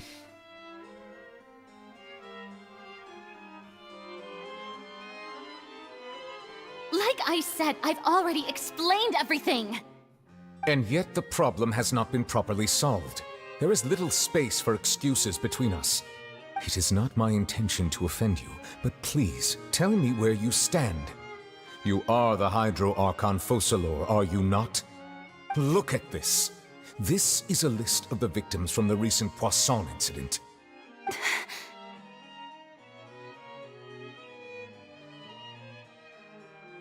You mean they're all... We did not arrive in time to avert this disaster, and I will not have it happen again. Again. Remember that. I will say this once more. You must tell me everything you know. Yesterday, I found 3 stone slates in some ancient ruins near Poisson. Do you know anything about those? I mean, I know Neurvalette know everything because I don't want to spoiler alert because I saw a cutscene. Of course, some people will put that on TikTok and everything to make everyone look at it. And Neurvalette is over there. You know, Neurvalette is over there. I believe, but I do not know how the story is. But I know Neurvalette is over there with the Archon, Hydro Archon over at the same time in that time. You know, I don't want to spoiler to you guys, and I already know what happened, but I do not know the background of story, how Neurvalette know about this. Still, it's kinda, you know, suspicious. Seriously? You're questioning me like this is a court case now. I don't know anything about that. But you found them in some ancient ruins, you say? That's correct, which is why I came to ask you some questions. There should have been 4 slates, but one of them was missing. The other 3 featured different images that seemed to correlate to the prophecy. The prophecy? The second of these slates depicts the previous Hydro Archon Egeria kneeling before a floating island in the sky, as if confessing something. Do you know nothing of this either? I don't. I've never seen such slates. I'll ask you again. Do you really have no information regarding the previous Archon? My deciphering of the slates indicates that the Hydro Archon Egeria once had to confess to, or apologize for, a certain sin. If anyone would know about it, it should be you. All gods don't have the same secrets, you know. She was herself and I'm me. Is it really so strange that I know nothing? I understand your concerns, but I'm sorry. I just don't have anything to tell you. Forgive me for saying this now, Lady Farina, but I have long known of your various secret investigations into certain matters. There are several indications that you have been investigating the prophecy on the sly. This is not strange in itself, considering that you are the Hydro Archon.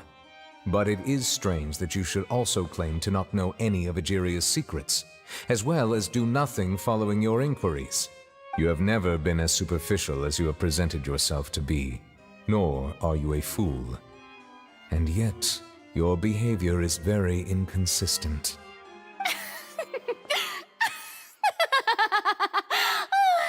So you've been watching me all this time, have you? I didn't think you were that type. You... Well, since you know about my secret investigations, then you should know I'm actually working to take care of it. There's no point questioning or suspecting me. You're the Eudix, but you're still my subordinate. You should be following my lead. Just trust in me. You're Archon, and do as I say. Never mind whether you can truly convince yourself to or not. It'll all turn out fine. Yeah, mumbling again. That's all I have to say.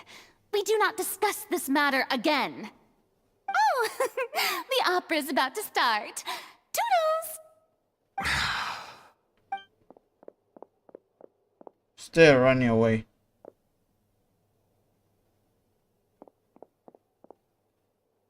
Did Farina not notice us standing by the door? She Wonder seemed what's up deeply with her. trouble. She was smiling. Huh. She didn't seem in the mood to care if we were listening in or not. She seemed deeply troubled. She seemed to be deliberately hiding something. I assume you've been outside for a while now? Oh, you noticed. Seems Farina didn't even realize we were here. She was in a great panic, though I cannot discern the reason. Our discussion reached impasses time and again, a state of affairs that we cannot allow to continue. Still, I do not understand. Dialogue is the basis for understanding, so why did she keep refusing to engage? I'm afraid question alone might not suffice. We need to make her understand how dirty the situation actually is. Everyone in her inner circle has noticed that she is hiding some secret. The issue is her attitude. I fear that she will not reveal anything unless absolutely forced to. We may have to create a situation in which she will have no choice but to speak. Oh? Like what? Normally, people will only reveal the truth when standing trial. Perhaps we must have the Hydro Archon experience just such a scenario. But Farina's seen so many trials, and she's really good at dodging questions. How do we make sure that she won't just slip away at the first chance she gets? We will need to consider this thoroughly, join forces with various parties, and then do what we can.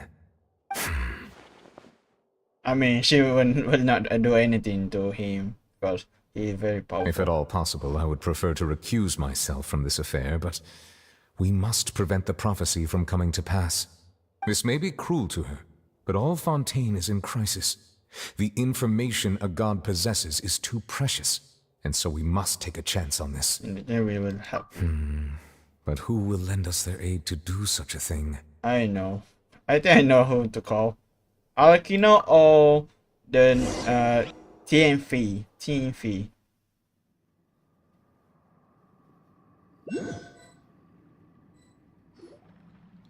Well, that's everyone, huh? Speaking of which, it was pretty smart of you to think of hiding here. Poisson was just involved in a disaster, so it's presently devoid of people. That naturally makes it the best choice. And here you are drinking tea like it's the most natural thing in the world, huh? That's what families should do. Sit and enjoy a leisurely time together. True. It's nice to enjoy tea here, you know? Care for a cup? Lend me your ears, everyone. Or perhaps one of you might like to start us off. How about you, friend? Me? No, I don't think I can. Then, how about you, good sir? Hey, knew I that. fear that I will cause the mood on this boat to become as somber as it is in court. Well then, I guess we're lucky we've got a local like me to organize things. Wonderful, the spotlight at last. I guess I'll be facilitating things from here. That was a little long-winded, don't you think? Oh, you might be right. Anyway, to cut to the chase, our friend here, the Traveler, has brought us together to discuss something. As for what that is, well, let's start by saying that we'll be pooling our efforts together to create a series of traps. Oh, how intriguing. Well, it's just an expression, really. One that I just learned from Chlorand, and used on the spot. So, let's invite her to explain in detail. A round of applause, please. Huh? Didn't you say that you would be facilitating this? Oh, come now. Your work doesn't involve much public speaking, right? This is a good chance to practice. You might even pick up some fancy oratory tricks to impress your boss with in the future. I see. And what does my boss say? He is glad that you consider him your boss. Do go on. Kinda awkward a little bit. At least we have a good one. In that case... 2 million. Do any of you have experience hunting? Not that I recall. Fremine and I once used a wooden stick in a basket to catch wild rabbits when we were younger. As for Lynette, Oh, right. You were sick that day, weren't you? I've also gone diving to catch some fish before. Does that count? See. I'm afraid not. Alright. You may or may not have heard, but Fontaine once played host to a group known as the Marechaussee Hunters. Though that was their name, they did not hunt animals, but rather various monsters left behind by the ancient dynasty of King Remus. King Remus. Today, Fontaine's monster population has already thinned greatly, so the hunters have blended back into society, taking up arms in other lines of work. They even left a unique methodology of hunting in their wake. A trap comprises of the following components: bait, a trigger, and a containment device. Sometimes a lethal implement will also be necessary to deal with the prey. So, if we were to build a trap together, right now, what would you choose to build it with? Stick. For me, I would prefer something basket-shaped. Pigeons and rabbits will see the bait and naturally enter the snare. Our line of work requires a deft hand, and we're some of the best in the industry, so you can count on our techniques. You used some of those techniques while moving the people of Poisson, didn't you? My subordinates mentioned that you even performed some magic for the bawling children. Yes, and I even managed to gather some intelligence in the meantime. I'm quite the multitasker if I do say so myself. I'm afraid I can't claim that as my strong suit. I prefer more stable methods, like placing bait in the water and waiting for the fish to come within reach. That's the kind of method I would count on. Calm and steady. Exactly the kind of person who would catch loads of fish. And I can be their assistant. With discretion, I'm sure. I'd probably use some sort of mechanical animal. Papa once bought me some small clockwork squirrels, mice, and such. When placed in the forest, they can attract others of their kind. I remember that you liked those too, didn't you? I did. And that would be a good way to go about it. If they're realistic enough, animals of the same kind will follow them all the way to the trap. What about you, Monsieur Neuvillette? I fear I do not have any related experience. That makes sense. You usually solve problems directly, without the use of any such tricks. But I do have one more question for you, Monsieur. Monsieur. If we were to create a trap now, how would you design it? I would like for it to be effective, but bring no harm to the prey. A more gentle trap would be ideal. Kind, as always. However, our intention doesn't necessarily change the containment device and the type of implement we need. If we wanted to kill the prey in one strike, we would need a powerful implement. However, that also goes for prey that must be captured and safely contained. Wait, why's that? Only a hunter who's a true expert at subduing their prey can snare it without harming it. The line that divides life and death is often exceedingly thin. So are we going hunting together? Huh. We hadn't thought of seeing ourselves as hunters. It kinda works, but maybe it's still not the best metaphor. If our means of capturing and dealing with our prey is to put them on trial, then the hunting metaphor is actually quite accurate. But we shall require much more courage than any hunter to judge a god, a being whose seat is an exalted throne. Oh, so that's what's going on. Sounds very interesting. So calling your hand a metaphor was just that, a metaphor, and you have not called hand because it's not what you should do at the prison. No relation between you and Foreigner. Reach out driving stage. What you need is simply a secret she keeping, attempt to take her secret in exchange for skull relation. Disrespect, but must be done to be prevent Fontaine for sinking into the water as fatal prophecy. They either hunt nor prey, but they must be trapped. That's what you will need. Everyone go. I want to say how you guys stay today. Yeah, everyone's still going.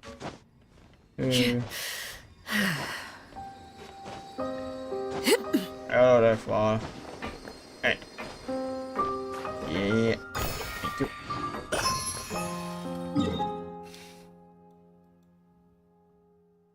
Hold up. Hold up.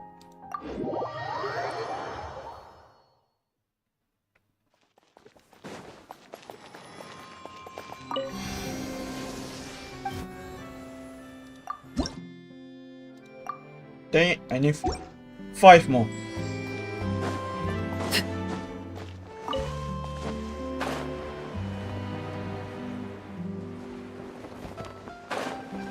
Oh, Spinner Rosula, okay. I want to say where we need to go again.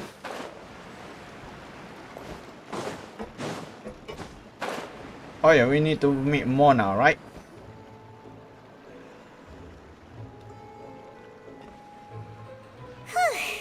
It's been a tough few days, hasn't it? So much has been happening. Paimon didn't think the meetings would go on for so long, but everyone seemed pretty fired up, huh?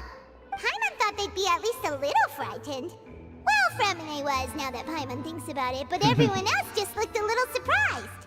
Do you feel more confident after the meeting? Well, it's hard to say.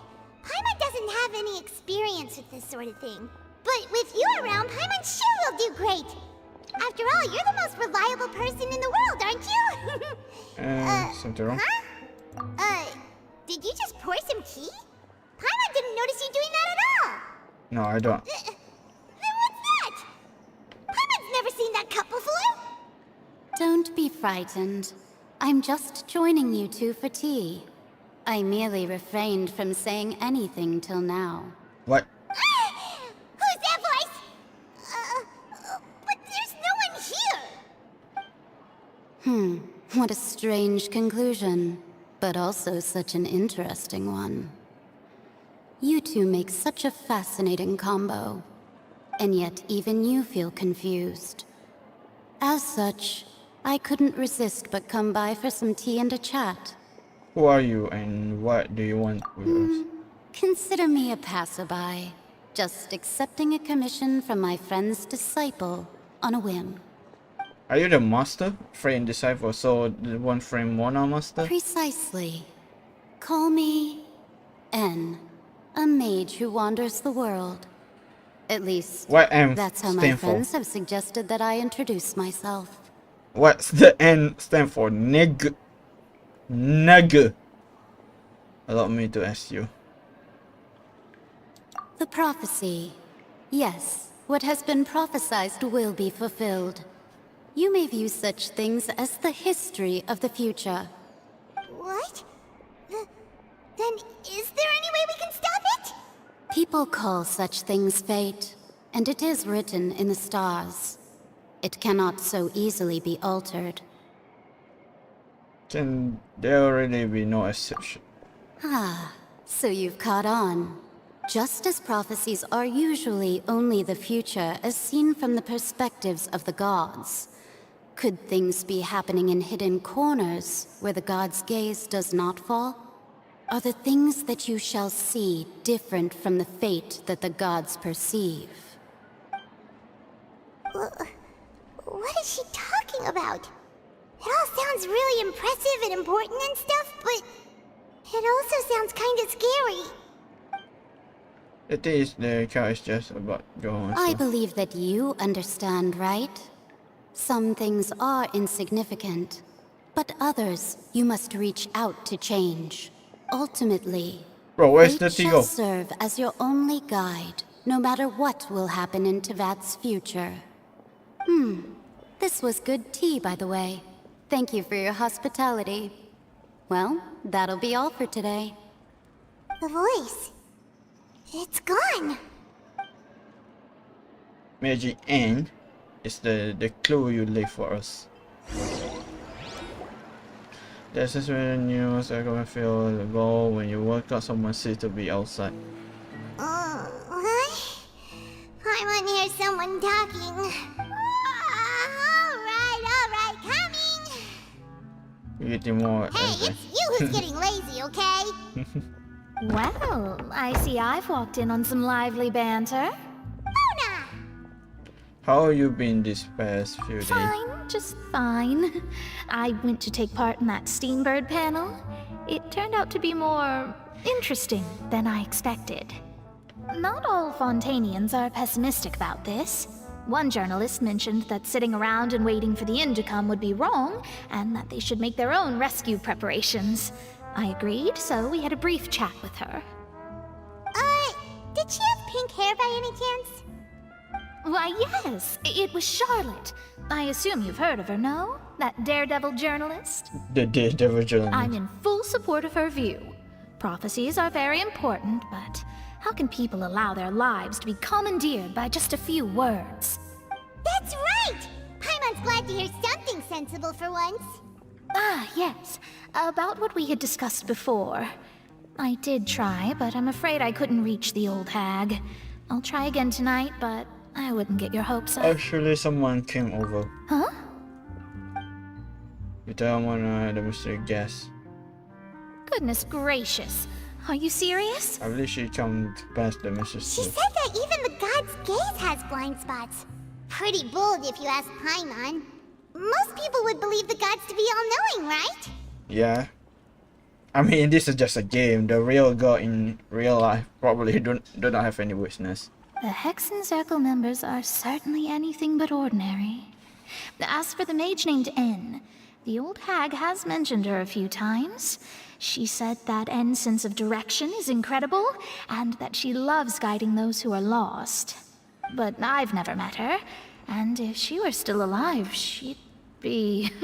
well, suffice it to say that the hag's at least a few hundred now, and N's been around for longer than that. Whoa. The Hexen Circle sounds like a scary group. But they must really stay in shape to live so long. Their abilities alone are pretty terrifying. If she came to see you personally, then the problem you're facing must truly be of great importance. Well, it's not like Paimon could understand anything she said.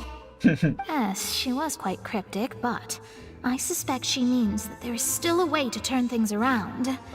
She didn't say when or what that would be, though, so perhaps it is something that you cannot know right now. true, her word will meet us help hit, but when will we realize their value and meaning? What's the best answer that my question could have gotten? Traveler, Paimon, are you two alright? Oh, we're fine. We're just a little down right now. It kind of feels like the end is coming, you know? Hold up, I need to check. You guys missing anything? My phone do not show anything. Alright, no one misses right now. I see. I feel that same sense of desperation too. I guess you could consider me someone who has often witnessed fate. So far as I have seen, it cannot be swayed. But even so, I still hope for and believe in miracles. Astrology is eternal and rational, but fate may not be. It is cruel, but it can also be beautiful. Perhaps that's what En was trying to tell you. Not to lose heart, and to believe that what you are seeing playing out before you is not yet set in stone. I did originally think of steering clear of all this, but I couldn't. Even if this is all futile, I still wish to help everyone. If we don't struggle to the last, then how can we face the end when it comes? Huh. You do have a point. Dang. There I go, talking about astrological principles again. Sorry about that. The moment I start talking about work-related stuff. I need to get going. It was worth trying to comfort you, even if only a little. I believe that you'll help those who are struggling in the same way I did.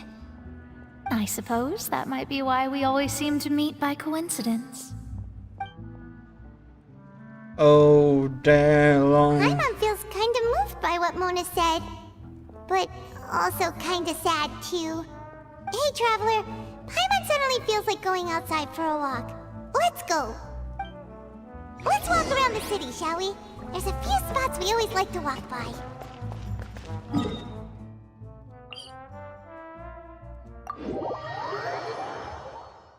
Before we do that, Paimon, let's do this. I really try to get foreign after this. How many PT I have used for my chlorines?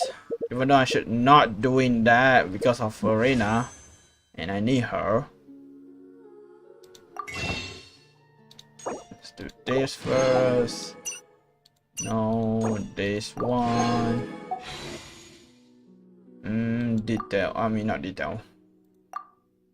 Alright, how many we have pulled? 1, 2, 3, 4, 5, 6, 7, 8, 9, 10, 11, 12, 30, 40.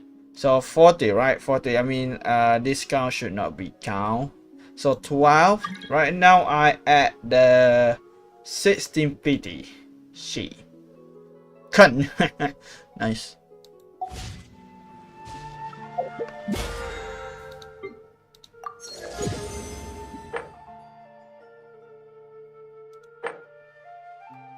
It's not the falling, yes. 46. I've been falling like 10 like that.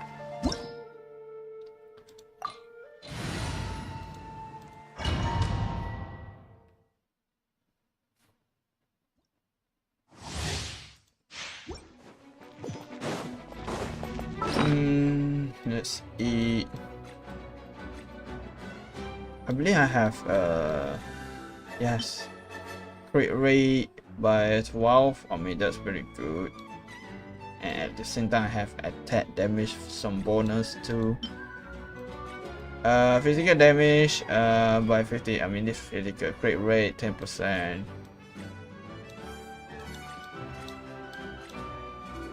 Let's grab this one.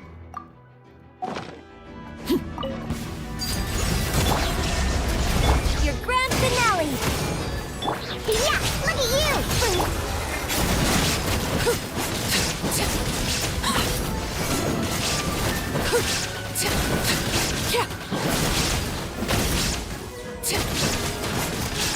Transfix! There is no escape! Flags up! Observe!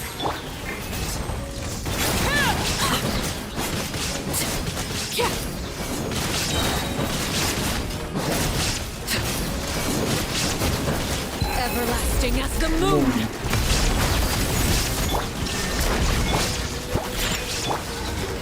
And step.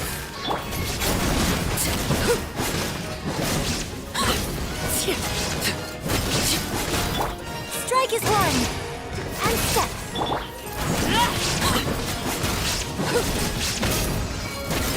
Overrule. Shine down. Can't handle you.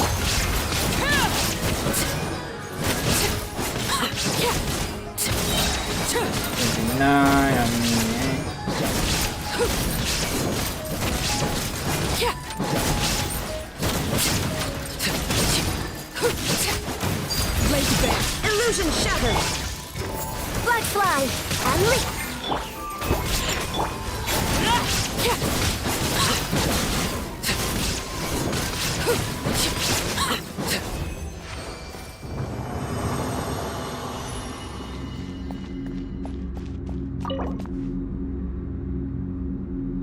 Oh, they want to know. This is good for my Furina. Bismillah. No. No. I mean, I can take that.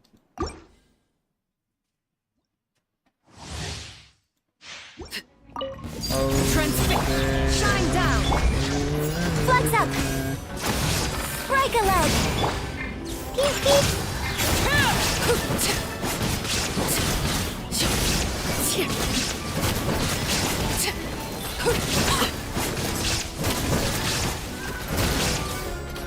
Witness my rise. Blade Bear. There is no escape. I'm a rock. Look at you.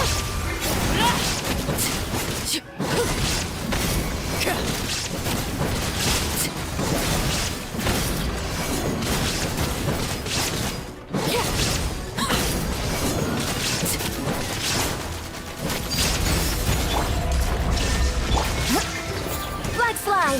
Observe. Shake it out.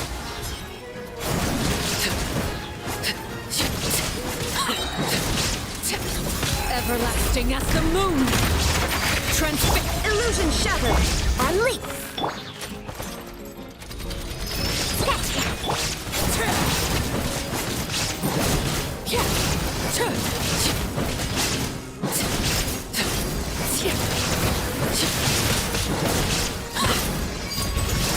Shine down. And step.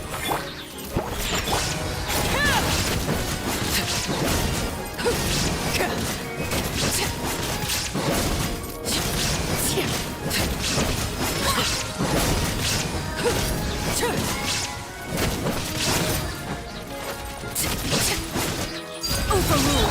Illusion shattered.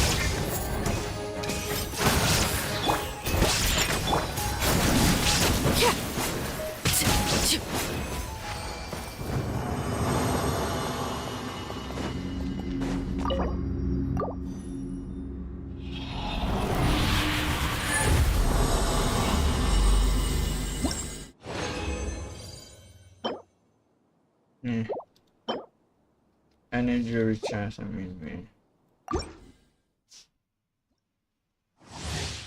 Oh, they want Flex up. And leap. Your grand finale. Diana, start.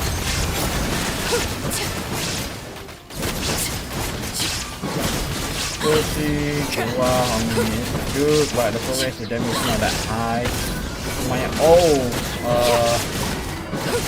Artifact can do much better than this, but it do not give me, you know, a lot of crit rate, so I give the exception, I would say.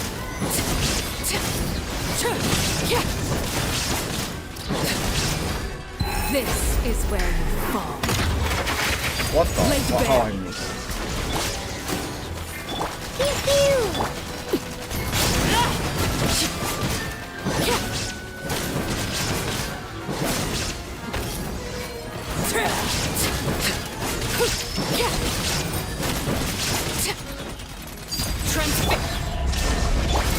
Observe. Think you can bully me?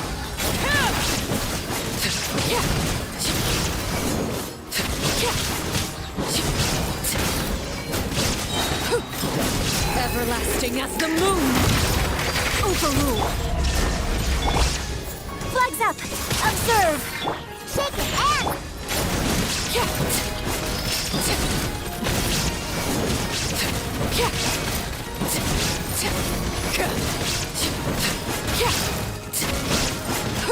Laid bare! There is no escape! And step!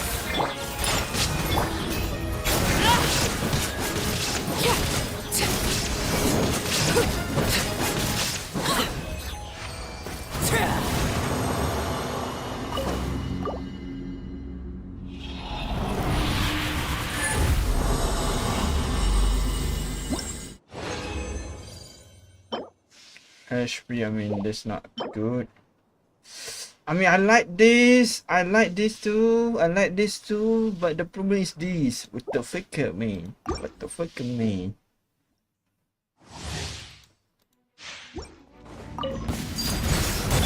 Illusion shattered! What happened to my character? Radio Shogun. Flags fly! And leap! Break a leg! I'm a rock! Look at you!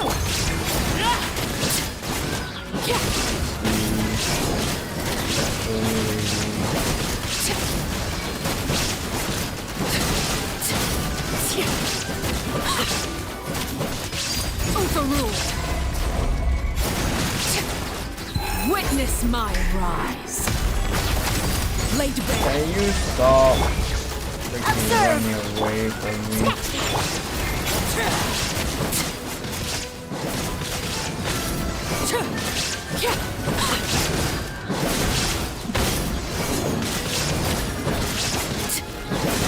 Transfix!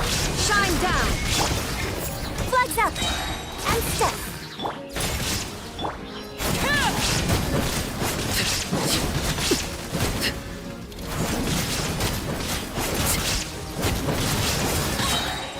Ouch, ouch. Overrule! You're grasping out! Can't handle your dream! Everlasting as the moon!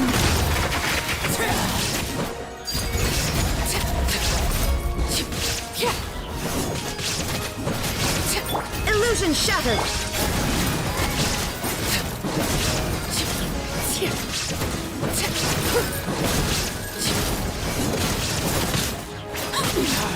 Go!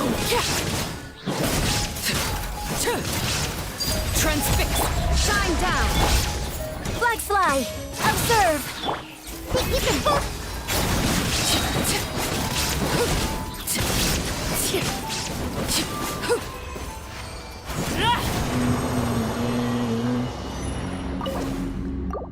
That's one. Something good for my foreigner? Well, thank you for giving me something, the worst thing I ever see. Right, my wife. Let's go back. Go back here.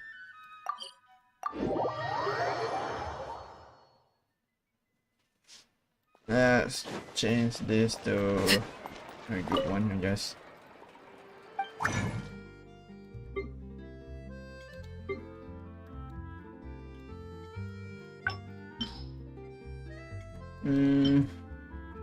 I mean, it has changed, but it's worse.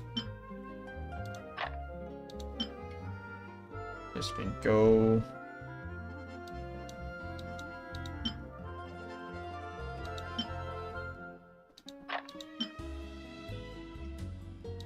I mean, this one I can give Farina. That can go. That one can stay. Can stay. Alright. Let's see what we can get for this free. Dude. Bismillah. This HP. Wow. Wow. Worst artifact I ever got.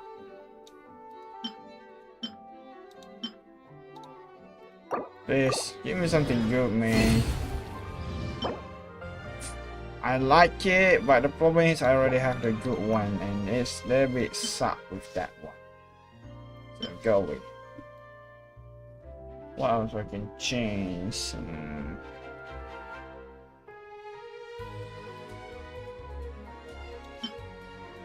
This one can go, this one can stay. I think this one can go too.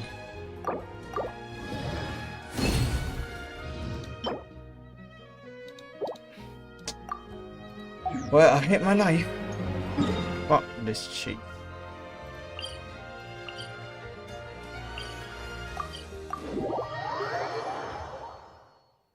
Let's go.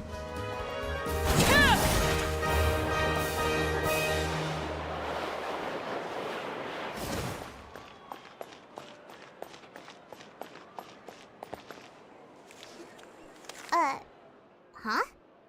Our names are written in this newspaper. What's going on? Let Paimon see! The underwater stronghold, the Fortress of Meropide, has continued in its noble autonomy, but that does not mean that others cannot interact with it. My recent attempts to enter the fortress bore little fruit. Huh. Guess Charlotte still hasn't given up on that. Thus, did an Outlander friend become the focus of this report? A blind adventurer with their white fairy, legends trailing in their wake. It is said that this mysterious traveler once visited the underwater fortress. So while the fortress's interior remains a mystery behind closed doors, do not fear, for the tales of the traveler contain surprises in spades. Journalist Charlotte's biggest scoop yet, the Traveler's Trail, World Walker. Huh.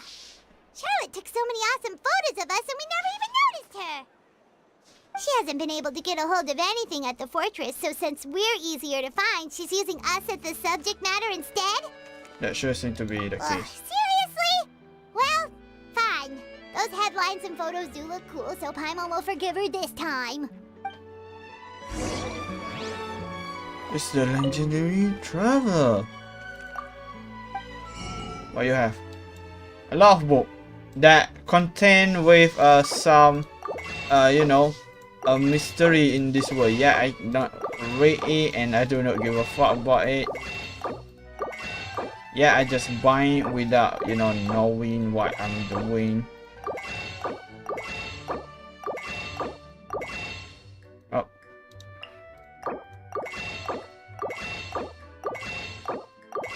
Alright, I buy everything. Shipment. Robin vs.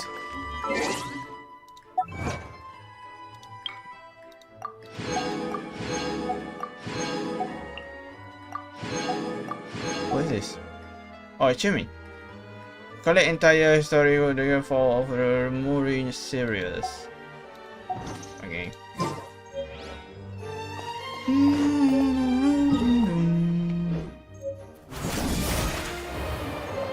Ready for it now, ready for it now.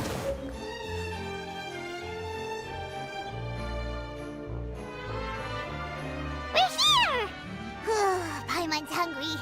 Should we go in and get something to eat?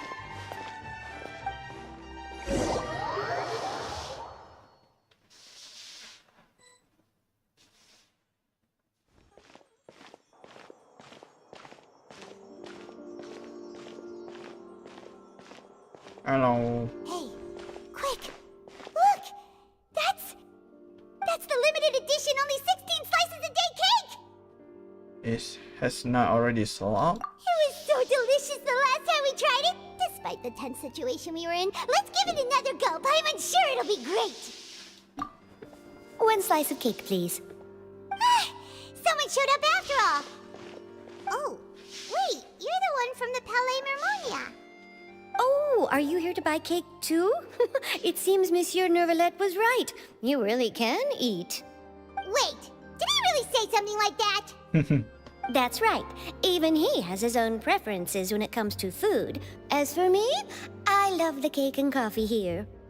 I love cake, and I will say I like coffee too, same as tea. Do you come here often? Usually every day. Every day? It's part of my daily schedule, apart from work. I shall have my cake and coffee. Then what if someone told you one day that this place would be closing soon, and you wouldn't get to eat cake here anymore? What would you think? But why would it close? Well, Paimon doesn't know either, but maybe the waters will rise tomorrow. You know, like in the prophecy. Oh, the prophecy. To be honest, I haven't paid much attention to that. No. Still, even if there'd be no more cake tomorrow, that wouldn't keep me from having some today. No, it's the same for eating in general. You might not be able to eat tomorrow, but if you can do so today, then you should carry on. That's what people call living, you know. Yeah. Living. Huh. Don't Don't be sad. Excuse me, could I have 2 more slices of cake to go? These 2 slices are for you. Sijuin said that this kind of expression you're making is what humans call being sad. Oh, you know Sijuin? I sure do. She was born before me, and she sometimes comes to the surface to teach us things about humans. She said that humans are creatures that are saddened easily, yes, and you can only lift their spirits by feeding them delicious food. So I mean, please try the she's not cakes wrong. here. I mean, she's not wrong. I've got something else to do, so I'll be going now. You two try to stay in a good mood after eating, all right? Bye. Bye.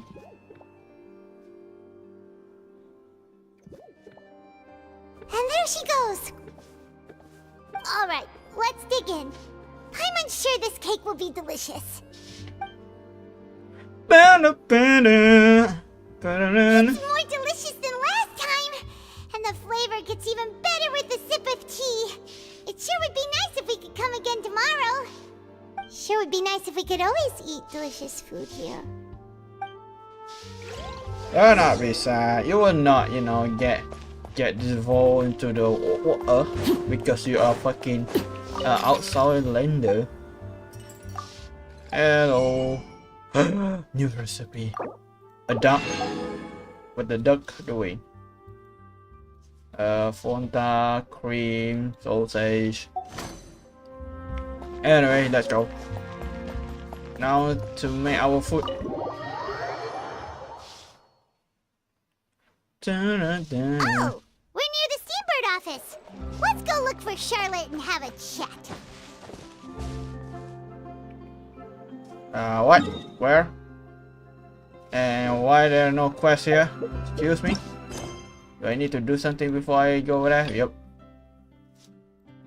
I have to do check the what?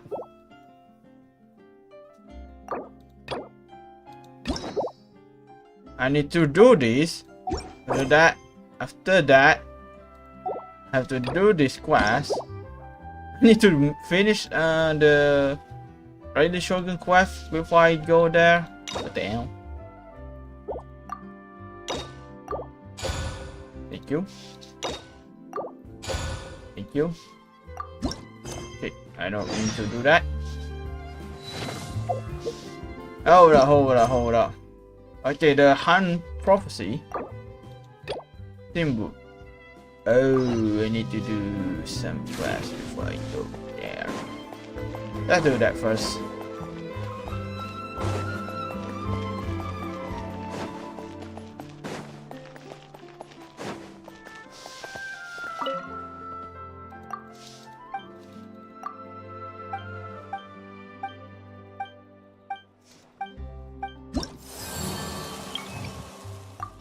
You. Oh, that's a lot. Boom. Level 2, baby. Level 2. We got a secret recipe. Is. Ooh, that wing kind of looks cool, not gonna lie.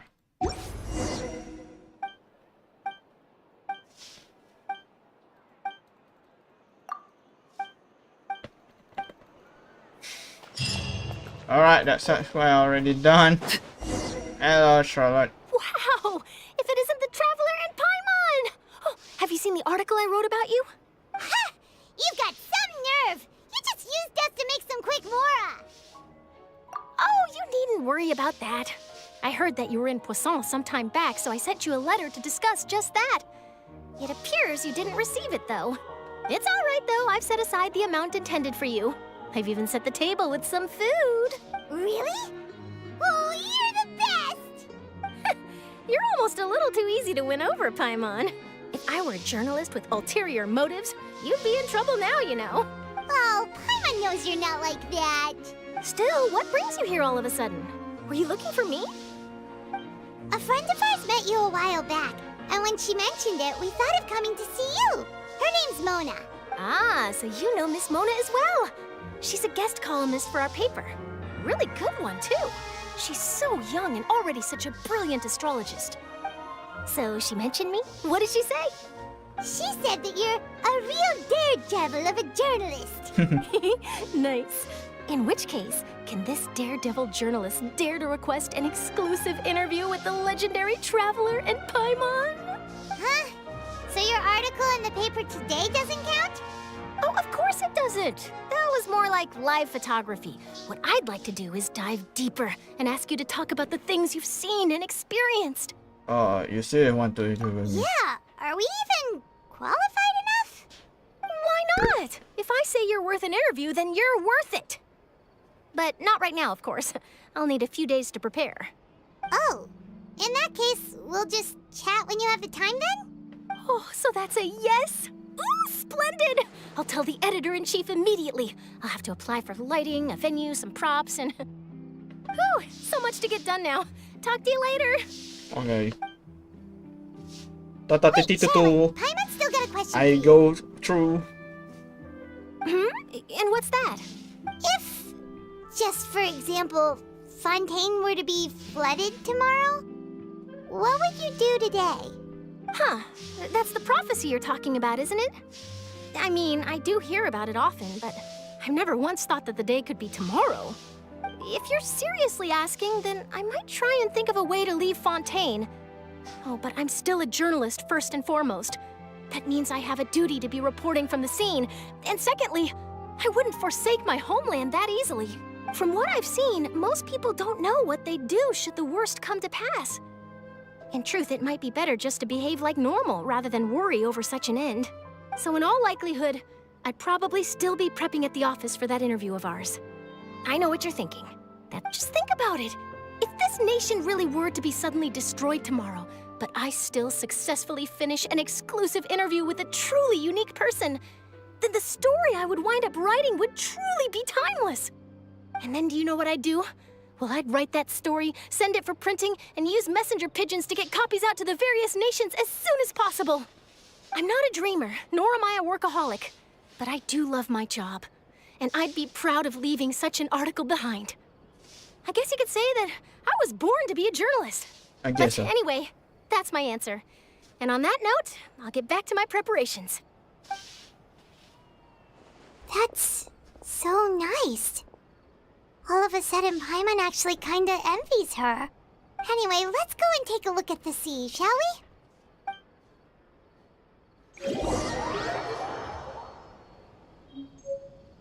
we? Dum.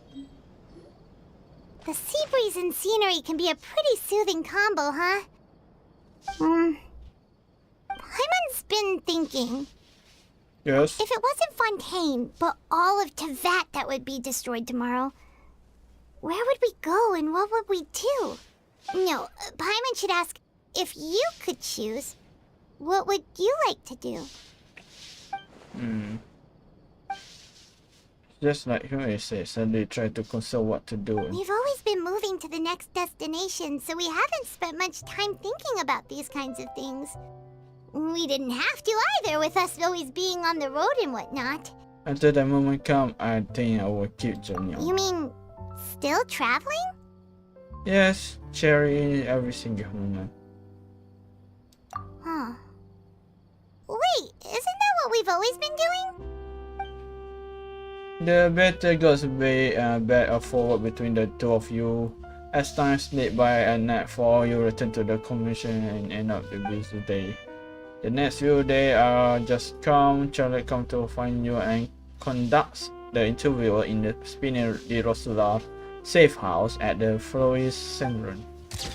Navia, having finished her business in Pozon, even dropped by to take water with the two of you. All goes well.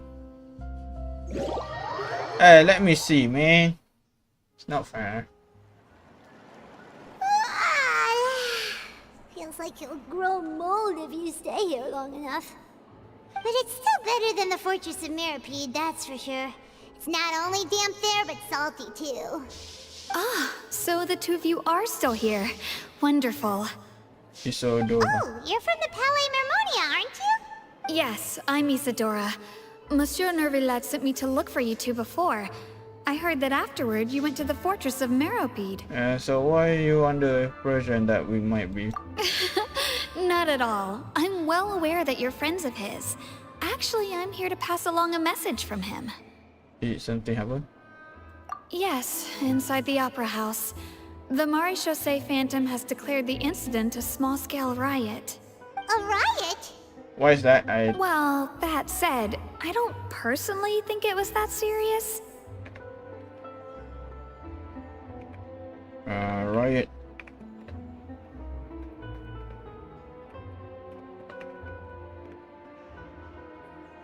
Right, a violent public disorder, I see. Lady I'm sorry. Farina was watching a performance at the Opera House, and while she was resting during an intermission, some other audience members suddenly started harassing her, loudly accusing her of doing nothing about the prophecy crisis. And before she could respond, others started to join in. The crowd continued to grow, and protests against the Hydro Archon started to break out. So people have started to put the blame on Farina. Guess they finally found an outlet for the pressure they've been under due to the prophecy. I agree. People will naturally rely on gods, as is customary. True. But the moment people feel threatened, gods are also the first to be blamed. So what happened after that? Is Farina okay? Seeing that the situation was spiraling out of control and that further argument was pointless, she claimed that she'd gotten tired of this and left in a hurry. The Maréchaussée Phantom had their hands full maintaining order and did not catch where Lady Farina had gone. Only when things had stabilized did we realize that she had gone missing.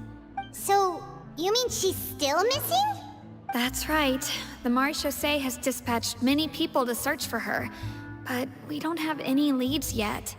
That said, I don't think there's much to worry about. She is a god after all. Even if she were to fall into the hands of rioters, what could ordinary people do to her? I understand this. Good. Monsieur Nervillet sent me to tell you about the situation, but he didn't say anything else.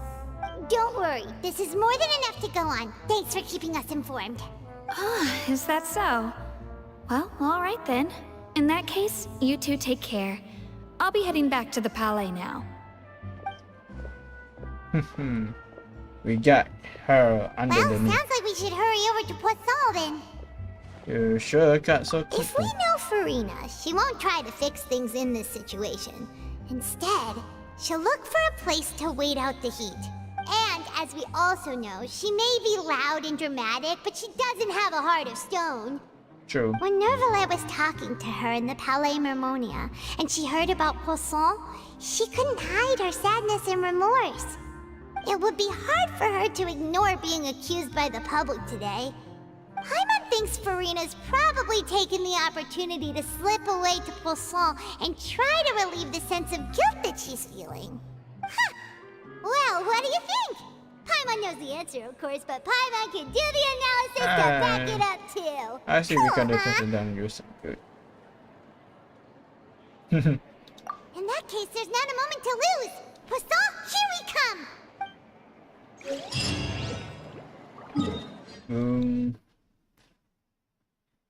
Hey, cannot there are some close to that? Oh yeah, over there. Dang it.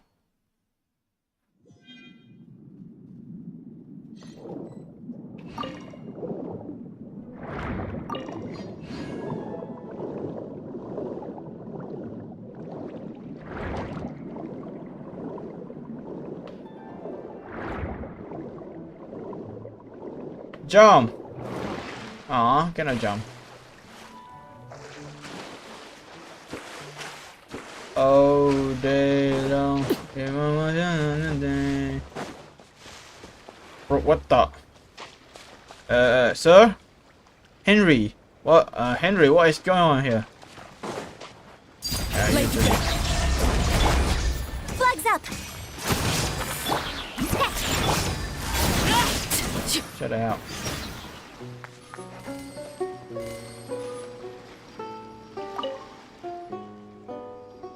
Thank you so much. Our savior Harry will never forget your kindness. Let's focus on more important matter. I'm curious how you end up here. Those crab must be attracted here by the aroma of roast chicken. Paimon is attacked here by that too. No, that's the difference. Those crab will probably choose between me and the roast chicken at start, but just the thought that might be chose fresh still give me a chill. Sounds about right. The fresher the better. Hey, Palmer was asking about Harry, not the crab. Who else will be buried in the ground? So do you need help? Naturally, no. I mean no. Do not help me out. Wow. Okay. We heard you loud and clear. Let's go. No, please wait. What's up? Here the team. Please listen to me carefully. This is brand new beauty fate. You do not need to shout, Paimon. You're here. Well, no, I'm perfectly sane person. I'm adopting a beauty practical that scientific and healthy, which is why I bury myself in the moist sand with my own hand. Please leave. Do not block my sunlight. Let's go. Since you're curious, then you leave me with no choice but to explain the magic of the skincare treatment. The clam worm in the sand can clear the sound log. What is up with this person? I cannot understand this real weird. Is that so? What do you think? Let's check in the freeze first.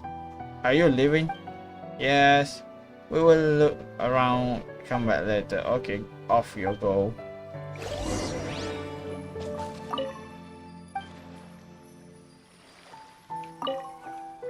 Speaking of which, why there were rotation here? It looks like it's not. I mean, maybe he hungry after, you know. Isn't that making it broken too?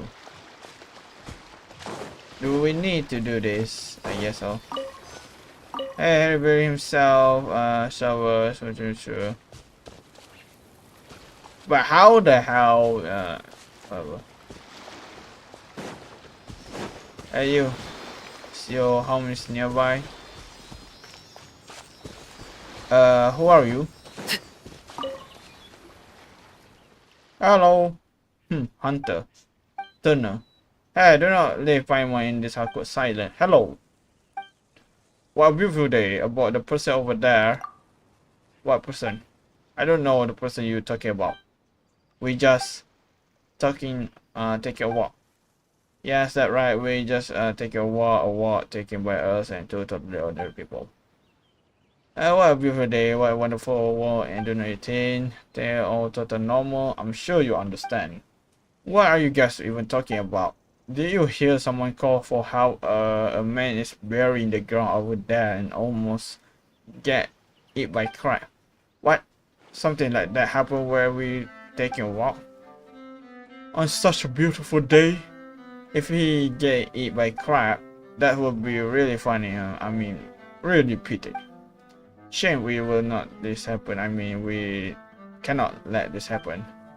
If we run into something like during the war, we will not be standing. I mean, what are you guys doing here? Taking a walk. Yeah, like, I believe that. Like we say, taking a walk. You really do not think anything weird. No, none at all. Yeah, none at all. Except that the two of you are interrupting our walk. Take a walk. It's personal. We do not like being interrupted. We suggest that you find a good place for walk. The fountain, Lucini, for the instant, it's pretty good place. Where we walk, I mean, where we feel the natural. That's why we do not want to be interrupted. Goodbye. Hello. Sorry.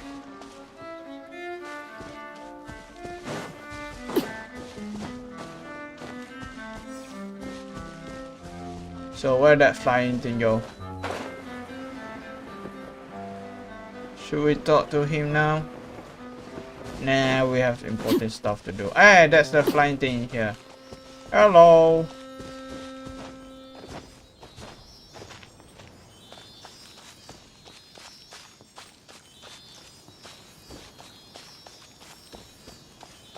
Where is your home? Hurry up.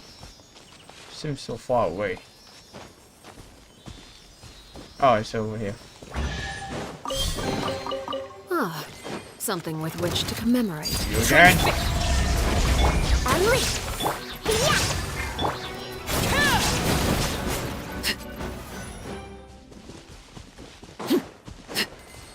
Oh, it's inside. I was thinking that it's outside or something.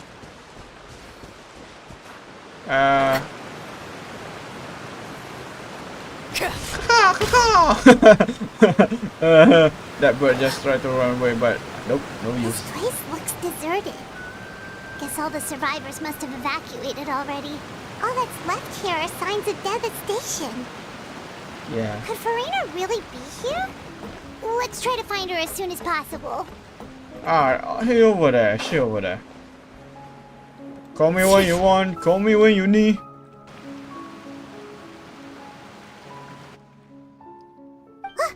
That's Farina, right over there. She really is here all on her own. Should I just give up?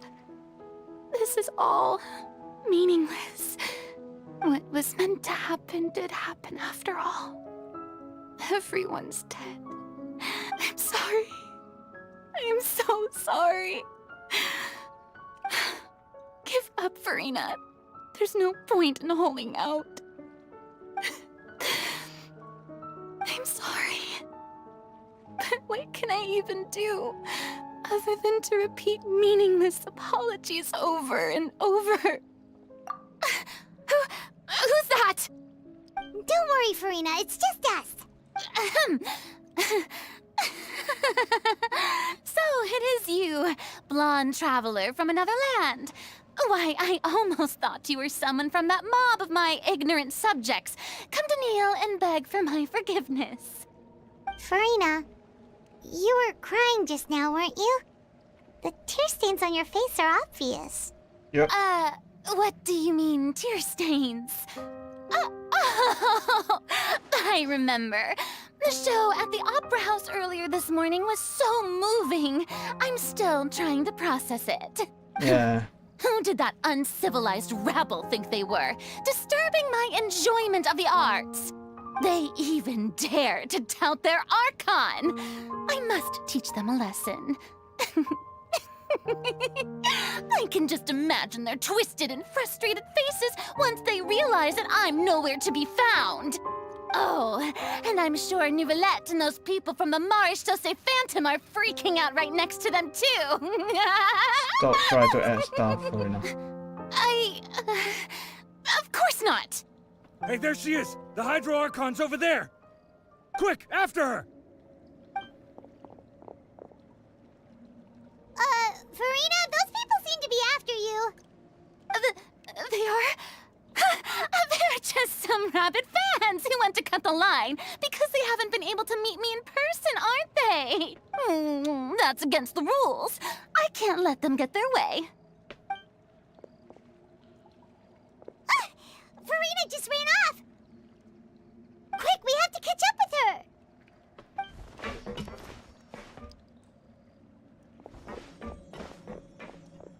Bro, where'd that paper go? You three is so slow. Three of them is so slow, what the fuck?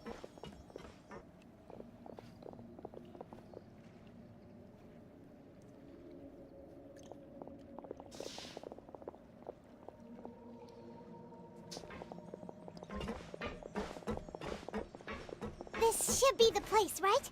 Hey, Farina! There's a good hiding spot over here. Quick, come to Paimon before the rest of them catch up to you. What is this place? Fine. I suppose haste is warranted. Lead the way. Let me guess, it's the plan that we suggest. Am I right? The plan to cut the truth behind the lie of the Archon fate.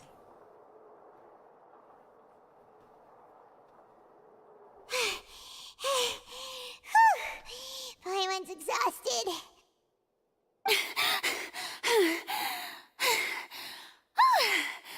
I'm so tired.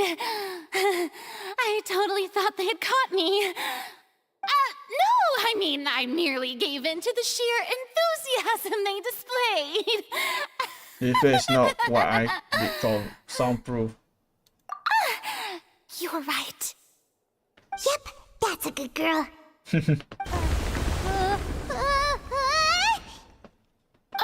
What's happening? The ground's shaking. Is it an earthquake?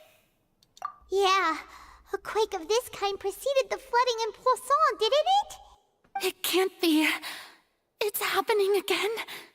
Well, there's no need to worry too much about that. Novelette's made some emergency plans, so the evacuation should go a lot smoother this time. Yeah, I hope you're right. But the people of Poisson, they've already... So finally reached her limit. Now that she thought about her actually feeling, she's starting to look far less stiff. You begin to talk more of yourself when I slowly calm down. It's true. I've been investigating the prophecy for hundreds of years. I once had informants all over Tevat, searching for clues and feeding information back to me. I've tried all kinds of ways too to hold back the sea. Anything to keep the coastline from advancing. But all my efforts proved to be futile in the end. Really, the truth has been clear to me for a very long time. We cannot make an enemy of the divine. No matter what we do, the will of the heavenly principles will have its way, and the prophecy shall be fulfilled. You still have not given up, right? Give up. I do love the sound of that phrase. It would mean finally coming to terms with fate, but also for me to finally be free. But that will also mean that our hope will disappear. Indeed. I've thought about giving up so many times, especially after we almost lost Poisson. Fate is really unreasonable, isn't it? It has no heart and obeys no rules. The prophecy has only just started to come true, and so many people have already lost their lives. But just now, it all became clear to me. I still don't have the right to come to terms with fate on behalf of everyone else. As long as the final moment hasn't come, it's still not too late. Don't worry. I will keep hope alive for everyone until the very end. Well, that's enough for now. I got the impulse to play the stricken maiden, but honestly, considering my rank and station, that wasn't a good fit at all. Don't take any of what I just said seriously. How could I possibly let Fontaine fall to the whims of trivial prophecy? Come on! Paimon could have sworn you were actually being honest just now. We're running out of time. We're just going to squeeze one like this. But you might not have to show the border alone. Although I do not know what you might be keeping for everyone. Your people are more than willing to share your burden with you. Share my burden. That's impossible. It was fated right from the start that this would be my duty alone. But even if your burden do not need to be shared, you cannot stitch the confidence in someone. Just share it with me and I will be you call witness. A witness? Yes. I've heard that you came to Tevat from beyond the stars, yes. In other words, you never belonged here. And if Tevat is, in its entirety, a show on a stage, then you're just a spectator, aren't you? Yes, I'm a god. And new for me. Even though I'm short. If that's the case... There's no time left. Please, speed it up.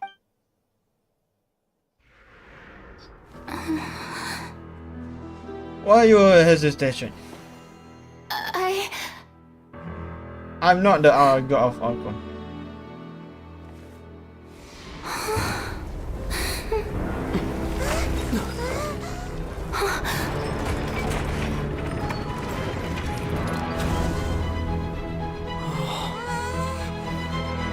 Dang.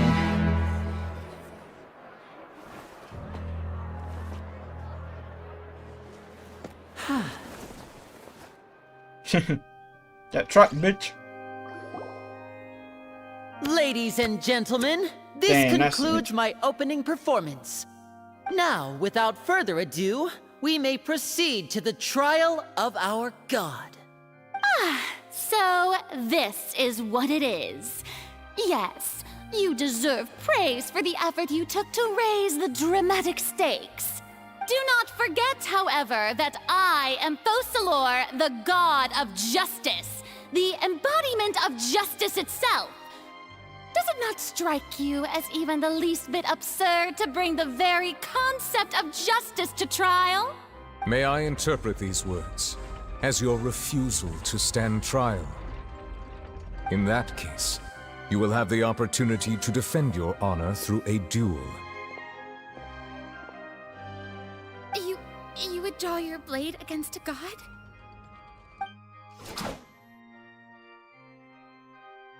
I see. It seems like you have made up your mind.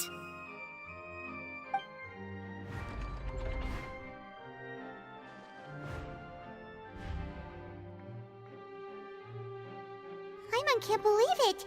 She just surrendered. What the heck is going on? Did I just see an Archon surrender to a human? Wow, how utterly humiliating. Lady Farina, what is the meaning of this? It would seem that there has been a misunderstanding. To be clear, the raising of both hands is not always an indication of surrender. Looking for excuses again, huh? I raised my hands just now to indicate my acceptance of the trial. No duel shall be necessary. I will admit that I've been running away for a long time. I'm sorry, everyone. I was unable to protect the people of Poisson. It is my duty to stand trial for my crimes. You are not the only ones to be disappointed in me. I, too, am exceedingly disappointed in myself. But now, it is time for the Hydro Archon to show you her courage and resolve. I, Farina, will use this trial to show the world the true meaning of justice! This time, I will protect you. Applaud and rejoice! One of the most outrageous and fantastical arcs known to the opera epiclese is now unfolding before your eyes. Mark my words, this shall be one of the most exhilarating and brilliant shows ever to grace the stage of Fontaine! The trial of the Hydro Archon, Focalor, will now begin! Woohoo! Oh, now we're making history! Why does it feel like Farina just took over the whole thing? Like, come on! Didn't she just get forced to stand trial for her crimes? Also, even though she's still acting super dramatic, she is taking this seriously this time, right? All right, then. Who will be my opponent in this trial? The court asks the prosecutor to please take the stand. Thank you, Johanna. Is that so? Very well. Then please speak, witness of Tevat, my accuser and fated opponent. We're so close to get her to tell us the truth and still turn out that this end. It's okay though. As long as we can defeat Farina and Carl, we will still have a chance to figure everything out.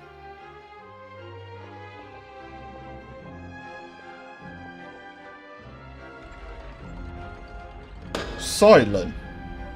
Also, please allow me to ask, as a final question before the trial begins, just how much work did you do to force me onto this stage? Well, we did do a lot of prep after the meeting that day. I can go over the tasks assigned to the Spina di Rosula, since they were rather straightforward and easy. Navia, the president of the Spina di Rosula. Most of the people who participated in the disturbance this morning were my subordinates. They changed into plain clothes and came to the Opera House as regular audience members, waiting for the perfect opportunity to incite insurrection against you. The people's resentment against their Archon has been building as more and more of the prophecy is fulfilled. A spark was all we needed to turn smoldering anger into a flame. Moreover, according to our understanding and analysis of you, when something like that occurred, you would likely flee the scene and head to Poisson by yourself. So, we arranged for a second group to lie in wait there. So, you mean, the ones who scoured the settlement for me were also from the Spina? And their goal was to force you to step into the giant magic box so you may personally participate in the greatest magic performance in all of Fontanian history. That's right. That house was a magic box, rather than someone's residence. As the super ultimate version of the setup that I used when I first performed at the Opera Epiclese, the volume of the box was increased by a whole order of magnitude, and the distance it traversed was the entire gap between Poisson and Aranias. Its cargo, of course, was an Archon instead of a human. My thanks, Farina. Without your help, we could never have pulled off such an extraordinary performance. You're welcome? Of course, this performance was only made possible with Father's support. The House of the Hearth spent a massive amount of labor in Mora to pull this off. We had to select a location, construct the giant magic box, dig a tunnel, and open up a path through the water. It was a lot of work for all of us. So, in other words, the earthquake that we felt within the giant magic box was just a normal tremor from the transportation of the whole house? That's right. It wasn't a sign of another disaster to come. Which is that you will bet. Then, I can guess Nervillette and Cloran's parts. You gathered a crowd, prepared a stage, and made sure that the champion duelist would be immediately ready for a fight. Also that as soon as I appeared on the stage, the trial may commence without a hitch. Am I right? Yes, that is correct. Well, Clorand, I must commend you for your courage. Only the most outstanding champion duelist in all of Fontaine would accept a duel with an Archon without flinching. Bro, I did that so many times. The Heavenly Principal, Raiden Shogun, the Fall God. What are you talking about? Thank you. As for you, Traveler, I suppose your role was to keep me distracted with conversation once you found me in Poisson. You'd make sure that I didn't notice anything amiss before revealing yourself as my prosecutor once we'd arrived onto the stage. You guess my mission to protect her. We hope that you share your secret with us.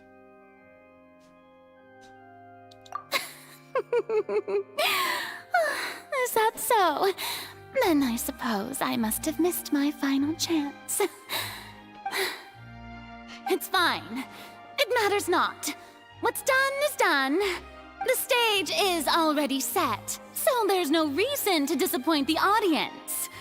Let's see this trial through to the very end. Yeah, the only thing we can do now is just the Hydro Archon.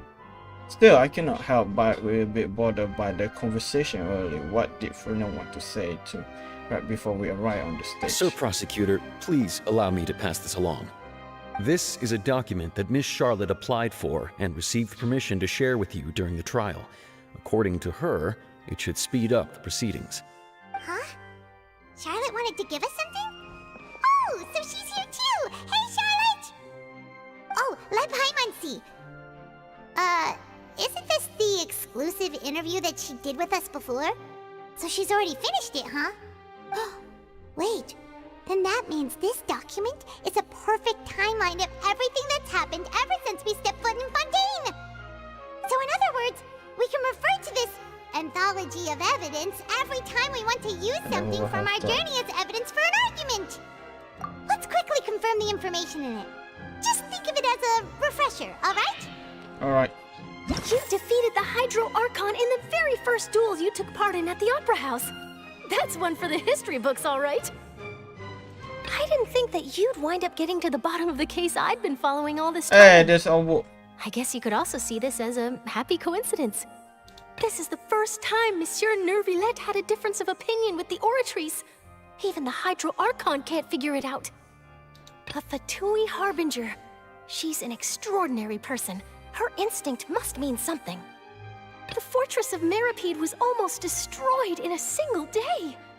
That I didn't witness that scene personally will always be a source of professional regret, I think. According to Monsieur Nervillette, both Child and that whale should have been in the primordial sea at that time. I nearly lost my awesome friend Navia. To be honest, that still gives me shivers. Yeah. Sorry, Silver and Miss we're going to miss you. The words of someone as extraordinary as a witch can probably only be truly understood when something surreal happens to you.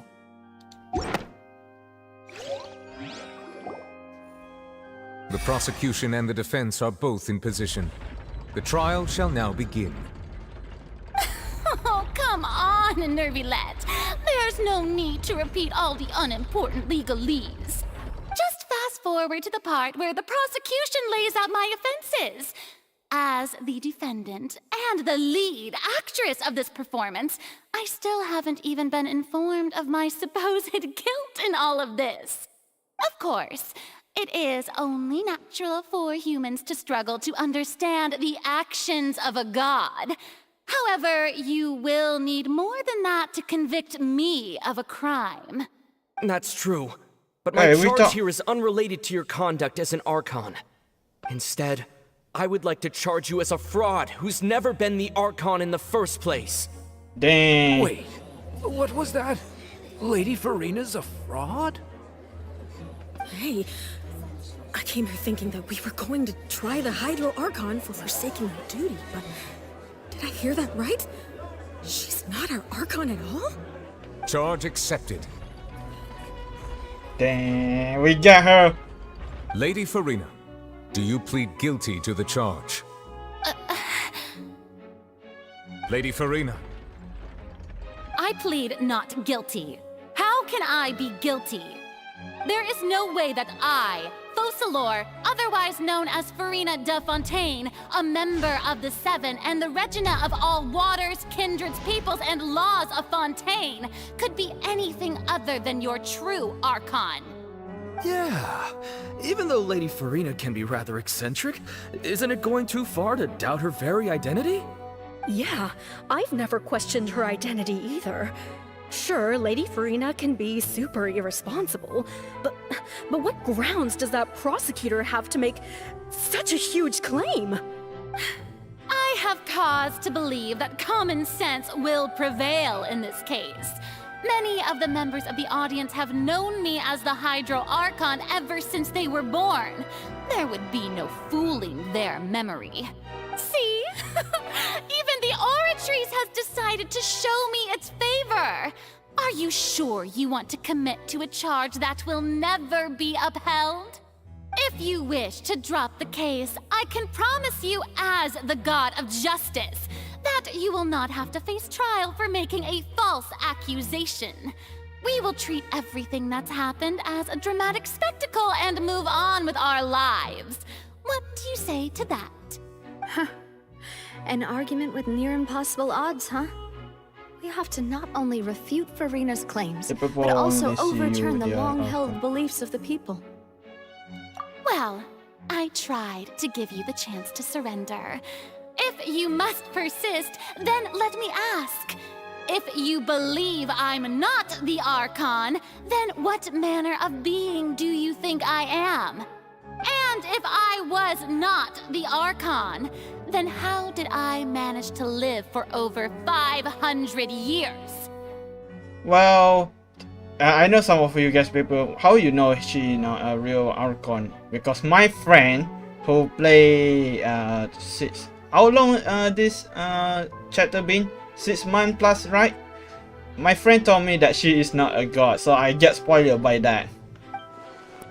What do we special about foreigners? Choose. Vegetable.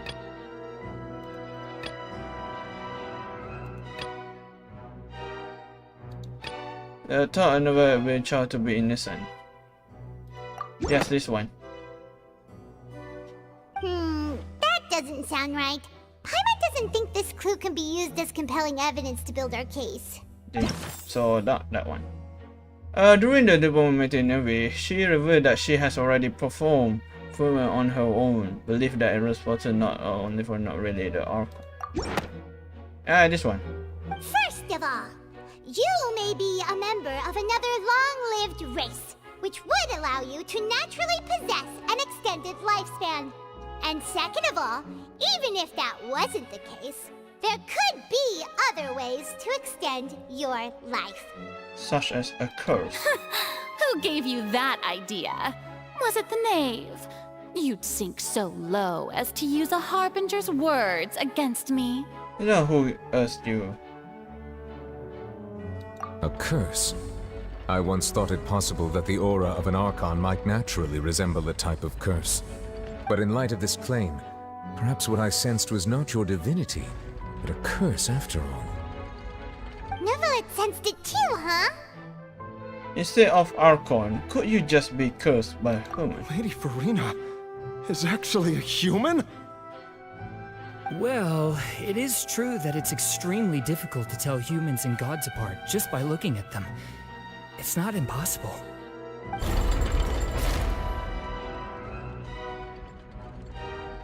Well, don't start celebrating too early now.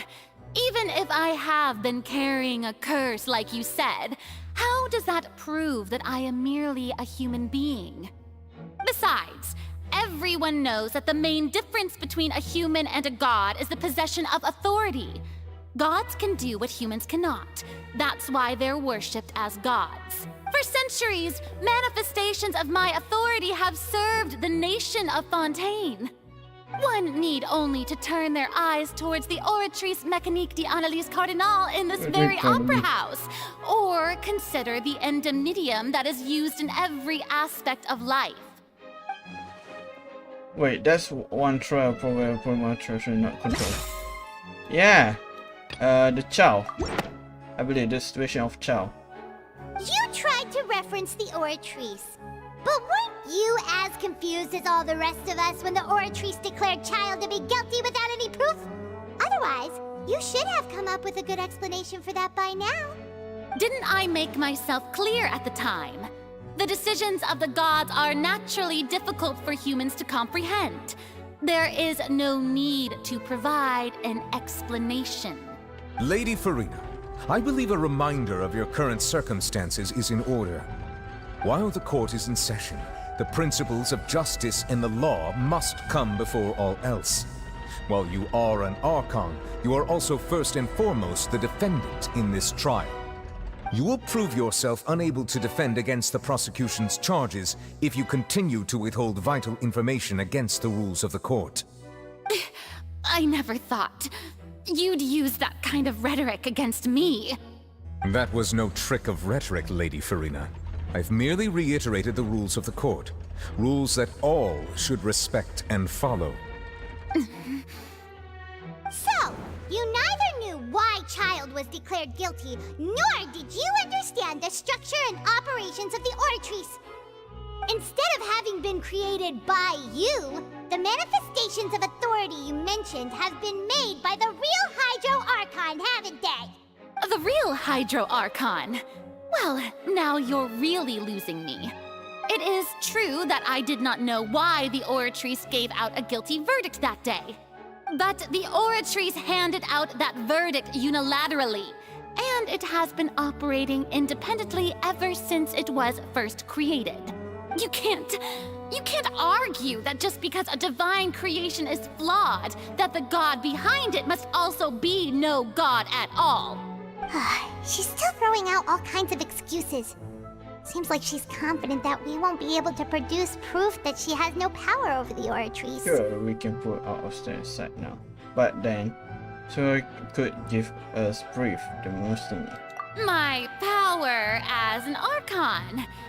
There are many ordinary citizens in the audience. How can I just carelessly demonstrate the formidable power of an Archon? Bro, I have fucking Raiden Shogun in my bag. Why you ask? If that poses a concern, I'm prepared to extend my protection to the audience. You don't need to go that far. Surely an Arco can at least match the capacity of humor with a vision. Aren't you the Hydro Archon? Or is it that you can't even wield the power of Hydro, much less the authority of a god? Indemnitium! Yes! It's all because of Indemnitium! All Archons derive their power from the faith of the people, and I've converted the people's faith in justice into Indemnitium! Thus did I give up all of my divine power to provide everyone with energy for their daily lives. Have you ever seen a more magnanimous god? Isn't that a huge stretch? Yeah, no matter how generous an Archon can be, how could they give up all their power? Can a god with no power even still be called a god? It seems like nobody's buying Furina's excuse. Hey, come now, everyone. Please don't stare at me as if I was a liar. I'm still the same Furina you knew, right? The one that you loved. Shouldn't you want to believe in me? Please? You've got to believe me. If what the prosecutor said is true, she really has committed a grave offense. Did she deceive all of us? And all of our parents and grandparents too? And then all of our ancestors? Ever since they were born? Enough! That's enough. Tell me then, if I'm not the real Hydro Archon, then who is? If you have no evidence of another Hydro Archon's existence, nor can you find anyone who can back up their claim to be such, then what grounds have you to say that I'm not actually the real deal? Wow, she came up with yet another argument. How can we refute her now? Seems like she really doesn't want to give up. If we cannot provide that she is not the Archon, we can try to provide that she is just human, and if only human.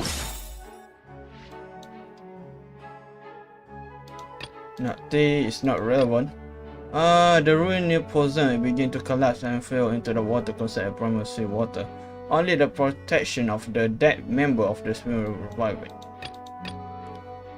The internet sees Benny. Yes, this one. That doesn't sound right. Dang it. Benny, It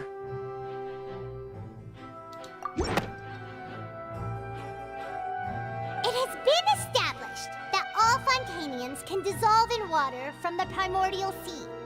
And that means... Since you insist on claiming to be a god and not a human, then there's a method that you Yes. can use right here and now to eliminate all suspicions of you being the latter. Miss Navia, please apply to serve as a temporary attorney for the prosecution before addressing the court. Though you act in partnership with the prosecutor, you must still adhere to proper procedure. Super sorry, Monsieur Chief Justice. I swear this really will be the last time that I'll speak out of turn. Now, I've brought some seawater from Poisson. As everyone knows, a massive flood struck the area not long ago, taking many lives, including those of some of my closest friends. So, Miss Farina, would you dare to touch some of the seawater? Damn. If we are to believe that you are indeed the real Hydro Archon, touching the seawater would have no effect on you. All it should do is strengthen your case. But if you don't dare to touch it, then we would have basically proved the reverse. Oh, and I must remind you that after the disaster at Poisson, nobody wants to see any more people dissolve. I do hope you'll act prudently and choose the simpler path of admitting guilt. Navia from the Spina di Rasula. The Spina has governed Poisson for many years. I guess her suggestion is valid. If Lady Farina is indeed just a human, she's probably Fontanian like all the rest of us. Would she really dare to try?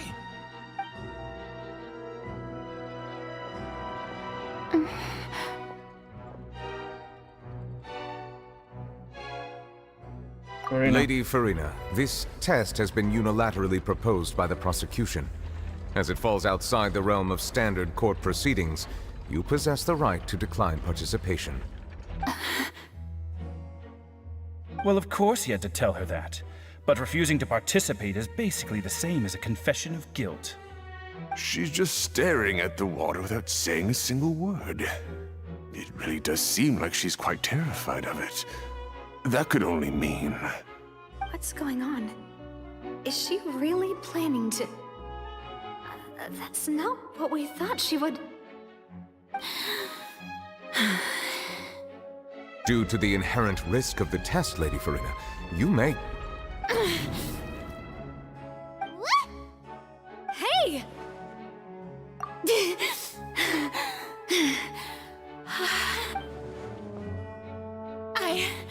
I'm fine! Look at me, everyone! My hand is still here! I haven't been dissolved!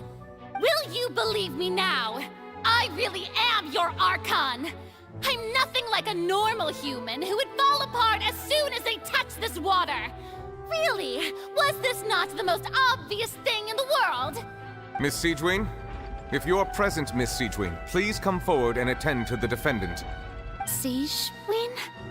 Don't be nervous. It'll just take a few seconds. Let me see. That should be enough. Please announce the results of your evaluation to the court, Miss Siegewin. As everyone doubtlessly saw, Miss Farina was displaying symptoms of hyperventilation and flushed skin. These indicate that she was experiencing the adverse effects of exposure to primordial seawater. The extent to which she was affected is the same as other humans when exposed to primordial seawater of a similar concentration. Thank you, Miss Siegewin. Lady Farina, you may return to the defendant's stand. Oh, wait. What did she just say? I didn't get dissolved! Shouldn't that be enough to prove my innocence? Well, considering your tendency to run from your problems, we did originally prepare a direct sample of the seawater around Poisson. However, after extensive discussion, we exchanged it for a sample that is not concentrated enough to dissolve an actual human. After all, on the off chance that something entirely unexpected might occur, we don't want anyone else to lose their life to the sea. Yeah, so out of regard for Farina's life, you secured a low-concentration sample and asked the head nurse to serve as an expert witness. It's a great thing that the direct sample wasn't actually used. Farina could have... I can't believe... you... But what really going on here? Farina cannot have not knowing about possibility of touch as a human. This too unlike she is actually at, unless it's actually more important for her to keep her faith than save her own life. But have not she give up on everything a long time ago?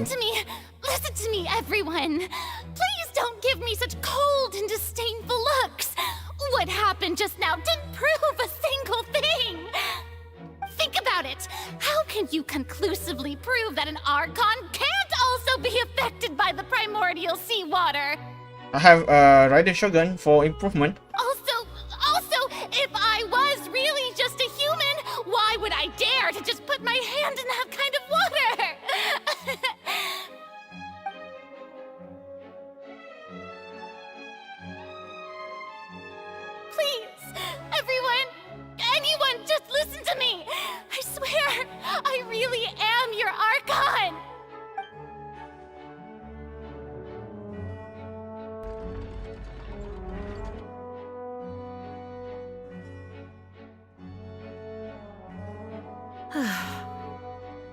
Is there any audio? I don't think anything she says at this point will sway anyone. The odds are just too stacked against her now. With all the things that have been said, Paimon doesn't think there's any way left for Farina to win. I believe the time for arguments and presentation of evidence has come to an end. If there are no objections, we will move on to the final judgment.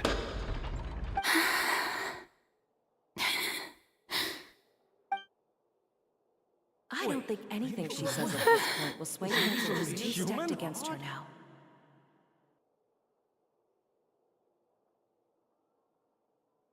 So much pressure.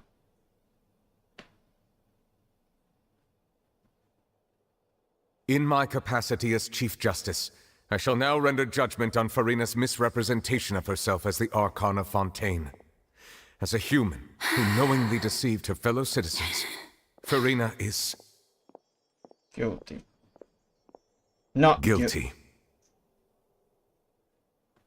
Yeah.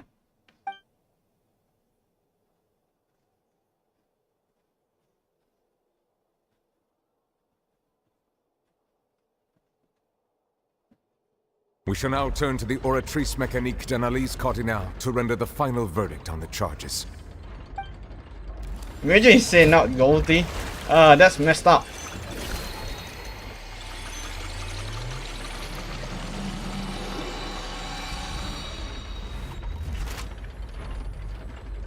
According to the judgment of the Oratrice Mécanique d'Analyse Cardinale, Farina is... Well, what's wrong? What's the Oratrice's verdict? No, the Oratrice also displays a guilty verdict. Isn't that correct then? However, the exact wording of the verdict is thus. The Hydro Archon, guilty, to be punished via the death sentence. The death sentence? That's actually one of the available sentences? I've always thought that it was just a myth. The one and only time the death sentence has been handed out at the court, and it's been given to the very person we've worshipped as the god of justice?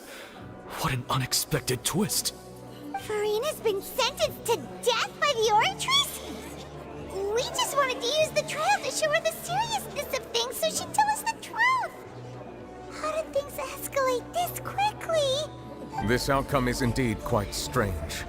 According to Fontaine's current definitions of justice, as well as its recommendations for criminal sentences, is this sentence really appropriate for the crimes that have been committed? Yeah! Even Fauché wasn't sentenced to death by the Oratrice. You know, the real evil mastermind behind the serial disappearances case. Instead of Farina, they're going to read their judgment. Indeed. Not only is Farina's sentence overly excessive, the very point of our trial today was also to prove that Farina has never been the Hydro Archon in the first place. But now, the Oratrice seems to have deliberately invoked the title of the Hydro Archon. What does this mean? Yeah, it's kind of weird. I mean, never even surprised. Excuse me, if I may interrupt. Is the trial still going? Fremine! Oh, you finally made it. I assume this means you've completed your mission? Mm-hmm. Any mission Father assigns to me will always be top priority. Alright. Especially we'll have a baby. Is that the first prophecy slate? Huh. So the knave privately arranged for Fremine to try and find the missing slate. I looked everywhere and finally found it at the bottom of the sea. It took me a long time to get around some dangerous stretches of water. But has the trial already concluded? Then doesn't that mean I've come too late? Oh no. Father will be disappointed in me. Do not worry, the mystery has been resolved. Thank you for your hard work, Mr. Fremine. Please allow me to review the record left on the slate. Traveler, I believe that you have already seen the other existing slates, and would like you to come here and confirm their contents. Huh? So what do you see? What is it? The previous Archon released her divine power. I believe I've now made sense of the Hydro Archon's crime. It has to do with Fontaine's lost history. Huh? Isn't the Hydro Archon just guilty of deceiving her people?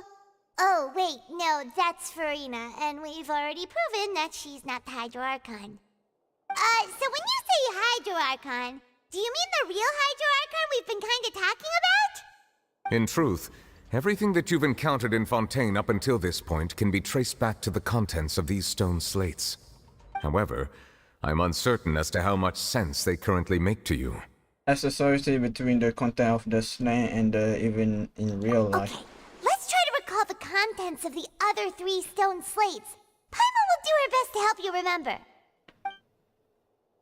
So there are the bow. Okay.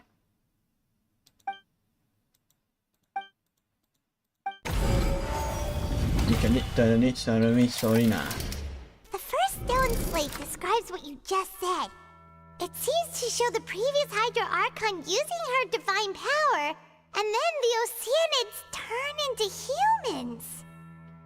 Okay. Does that mean that Fontanians are transformed Oceanids? Oh, Paimon wasn't expecting that. But if Oceanids can turn into humans, then perhaps this process can be reversed as well. The second stone slate shows Celestia floating in the sky, and the Hydro Archon and her people worshipping it together. But the heavens still brought judgment down upon them. This must be the point when the Hydro Archon and the Fontanians were branded with their original sin. Does this mean that the original sin and the Hydro Archon sin are the same thing? The third slate shows the Hydro Archon sinking into the sea surrounded by many people. That reminds Paimon, didn't we also watch that happen to someone else? I don't. Oh yeah, Navia, right? Well, the fourth slate is the prophecy the Fontanians have been talking about. People Yes. dissolving into the sea, the Hydro Archon crying on her throne, and so on. We didn't believe that such a crazy disaster could happen at first, did we? But after that incident, it was just a question of when and not if. So the verified prophecy slave. The turnout can be dissolved by water, so this guy. We know from the case of the serial disappearances of young women that Fontanians can be dissolved in primordial seawater, and the first stone slate tells us that long ago, the Hydro Archon used her power to turn Oceanids into humans. Okay. So this one, the celestial floating in the sky and Hydro Archon and her people worship, but heaven spirits judge them. So it seems like this one. That doesn't... Nope. Farina, right? Farina is this one. The entry into seawater. No, this one is this. That doesn't... Is this one? Yes. Perhaps what is about to take place has all happened before. The true sin of the Hydro Archon that Nervalette mentioned, and the original sin cast down on the people of Fontaine by Celestia, as recorded on the stone slates. Okay. Get that. So this one present to Nervalette.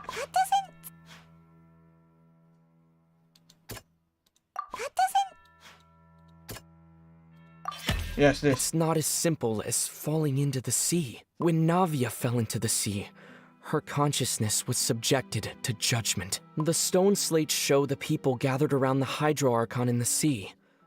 Could that be alluding to the same thing? Oh yeah. I mean, that could be true. Right, fine. This one. This. The prophecy from the stone slates found its way into society, but not many people believed it at first. The Fortress of Meropide was nearly flooded with primordial seawater, which we know can cause Fontanians to dissolve. It seems if... Come true. Ah, shit. I click faster. They'll dissolve into the primordial sea but won't cease to exist. Their essence will flow in the seawater, converge, and take the form of an Oceanid. The Hydro Archon was sentenced to death in court, shocking everyone present.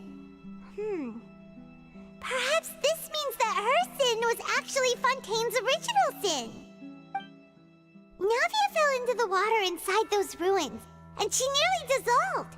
She was surrounded by the people of Poisson in a court within her consciousness, and was forced to take part in a trial meant to make her stay. The eruption of the primordial sea at the Fortress of Meropide was the surest sign that the prophecy was about to come to pass no matter what. The stone slate's contents can all be verified by recent events. If we combine what we know together, loads of truths should come to light.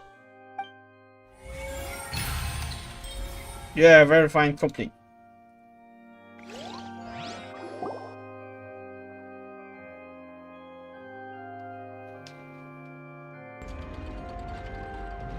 Huh? Oh, Paimon gets it now! So that's how you can make sense of it. But then it feels like we're going to have to share some truly shocking revelations. Let's hear them. The first slay revealed that Fontaine are not real human. Incredible! Linny, did you hear that? We're not real humans. All Fontainians were originally created by the late previous Hydro Archon, with Oceanids as their basis. The evidence for that can be found in how only Fontainians could dissolve in primordial seawater, and how all the girls Vacher dissolved were also turned into Oceanids. Oh, and according to Navia, when she was about to get dissolved, she also saw everyone gathered around for a trial, all of them in the shape of Oceanids. Indeed. The second slate revealed that the Crying of Archon was her creation of Fontaine. Yeah, and it follows from the content of the first slate that she probably angered Celestia by creating humans without prior permission. That could also explain why the Oratrice judged the Hydro Archon to be guilty. It's to account for that ancient sin. The Hydro Archon's true sin was creating us? And yet, after many hundreds of years, the Hydro Archon's creations have turned around to try to judge the Archon within the Opera Epiclese. The twists of history are often the most unexpected of all. I'm still convinced that it should become first. Yeah, isn't the image here just like when Navia fell into the sea? So wouldn't it be trying to show the image of the Hydro Archon also falling into the sea once the prophecy has been fulfilled in the fourth slate? This way, a fulfillment of prophecy and essence already wiped. In the end, the people will all be dissolved into the waters, and only the Hydro Archon will remain weeping on her throne. Only then will the sins of the people of Fontaine be washed away. Did Paimon get all that right? You've made some keen deductions. I must say, given how much you still don't know, it is impressive that you've already managed to connect so many pieces of the truth. However, while you were able to decode all the information on the slates, they've also been etched with an additional layer of hidden information using a different power source. When we were at the ruins, I tried to decipher the hidden information recorded in the slates. But since we only had 3 slates at the time, I was unable to come to a full conclusion. Now that the slate collection is complete, I shall make another attempt to decipher the narrative recorded within. If everything goes well, we should finally be informed of the unadulterated truth.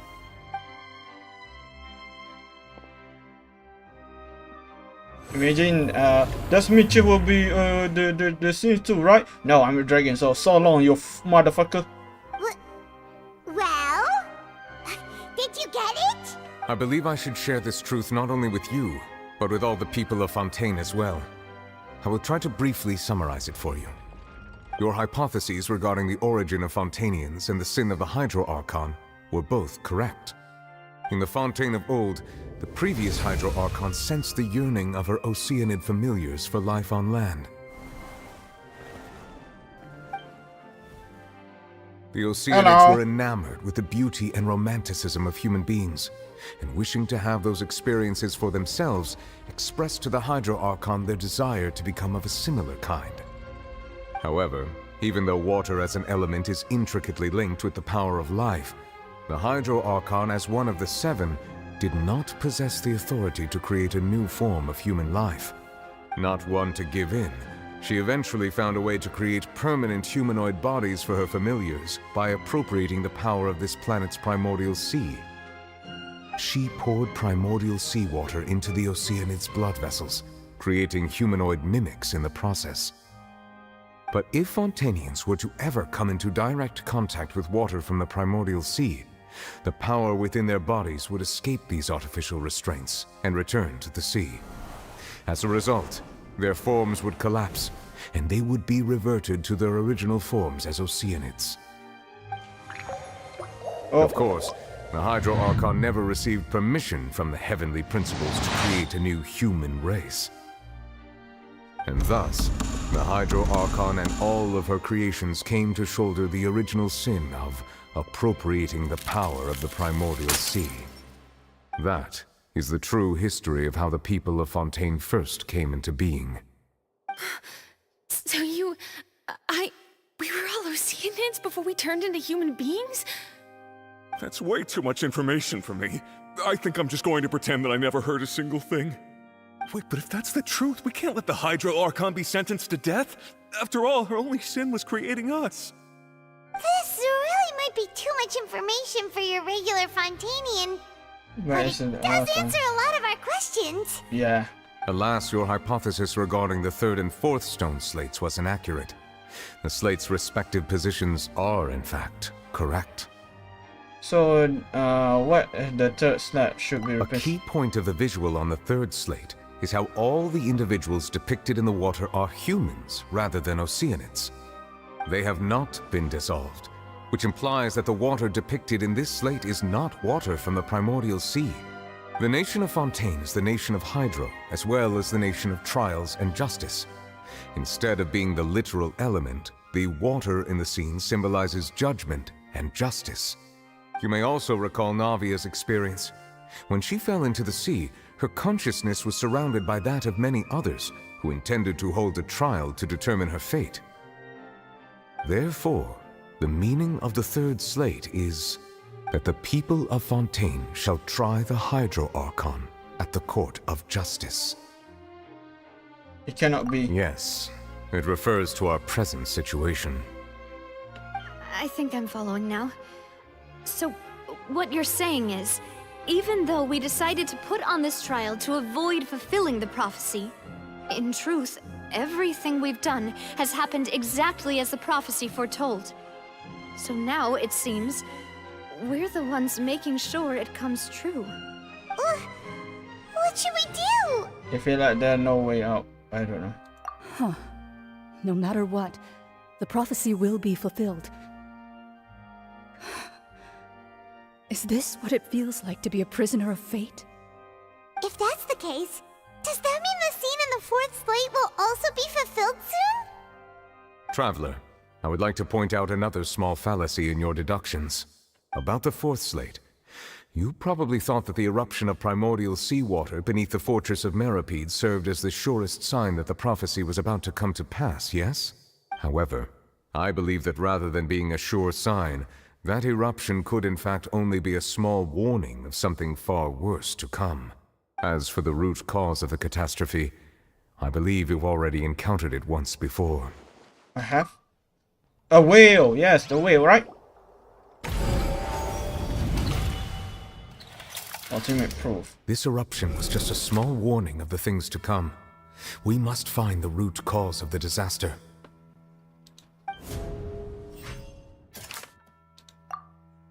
A child. Oh, a whale! Yes, a whale. It was both dream and reality. If we're talking about a true culprit, that could only be that thing inside the primordial sea, right? The truth, the original sin, the trial, and the root cause of the disaster.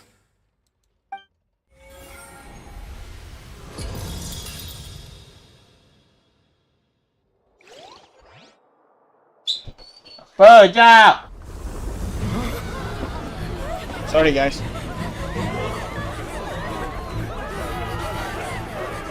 Oh, here they come. The wheel. Shit, I never thought it will come here.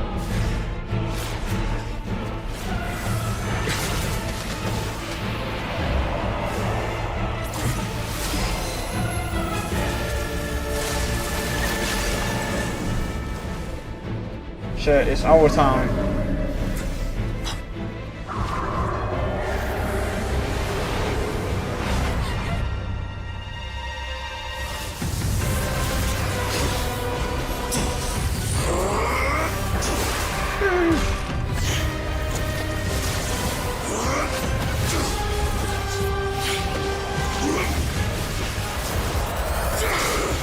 Damn, Chow.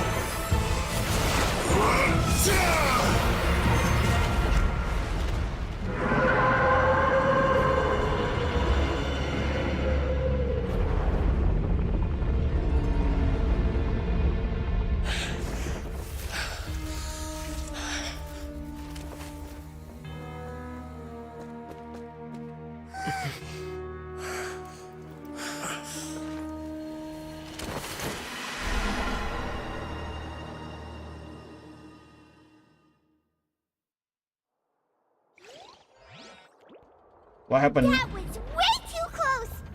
How did that thing just burst into the Opera House? Wait, was that the huge whale you saw in your dream? I swear that also one of the Chow also. So we've met it at last. I understand very well why it has chosen to make an appearance here. That whale does not belong to Tevat.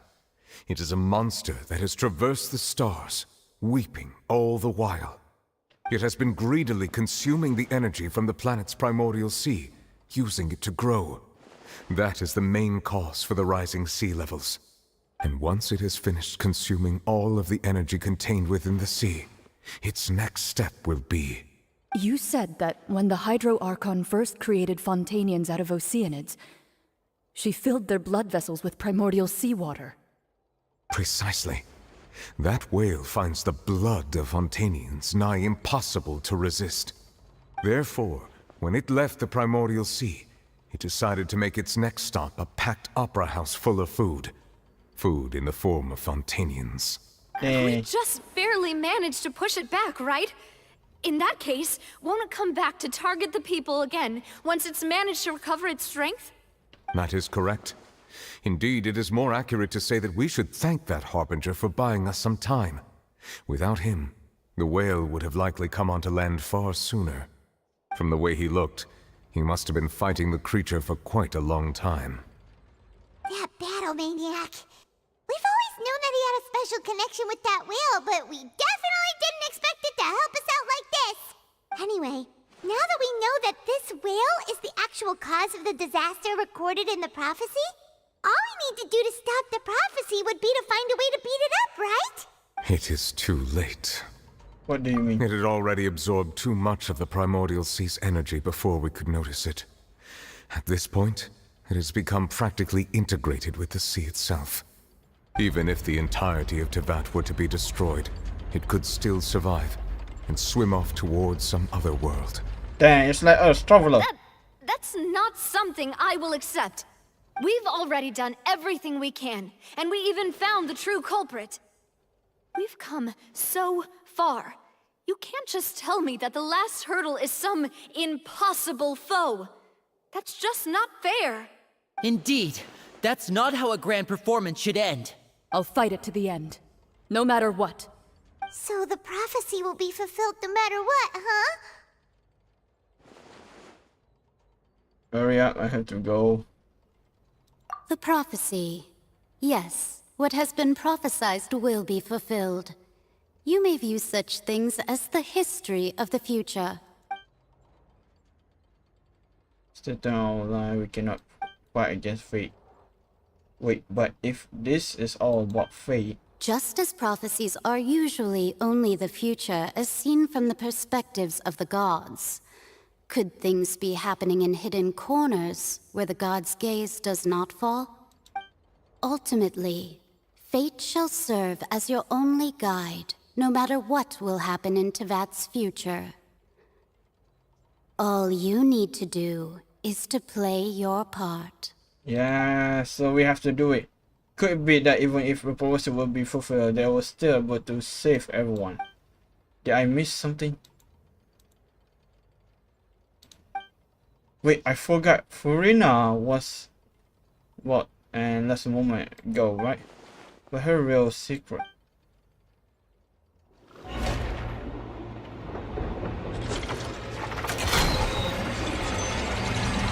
What? What's happening with the aura trees?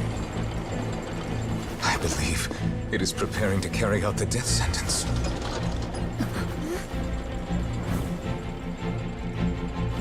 Furina! Oh no. No, I still need answers.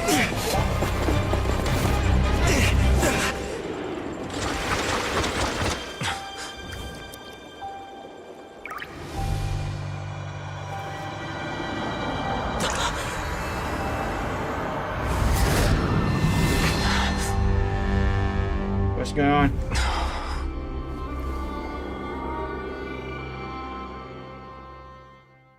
Hey, it's this scene.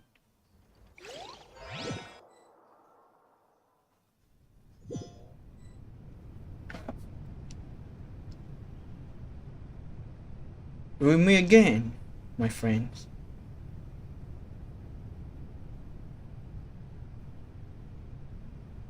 You.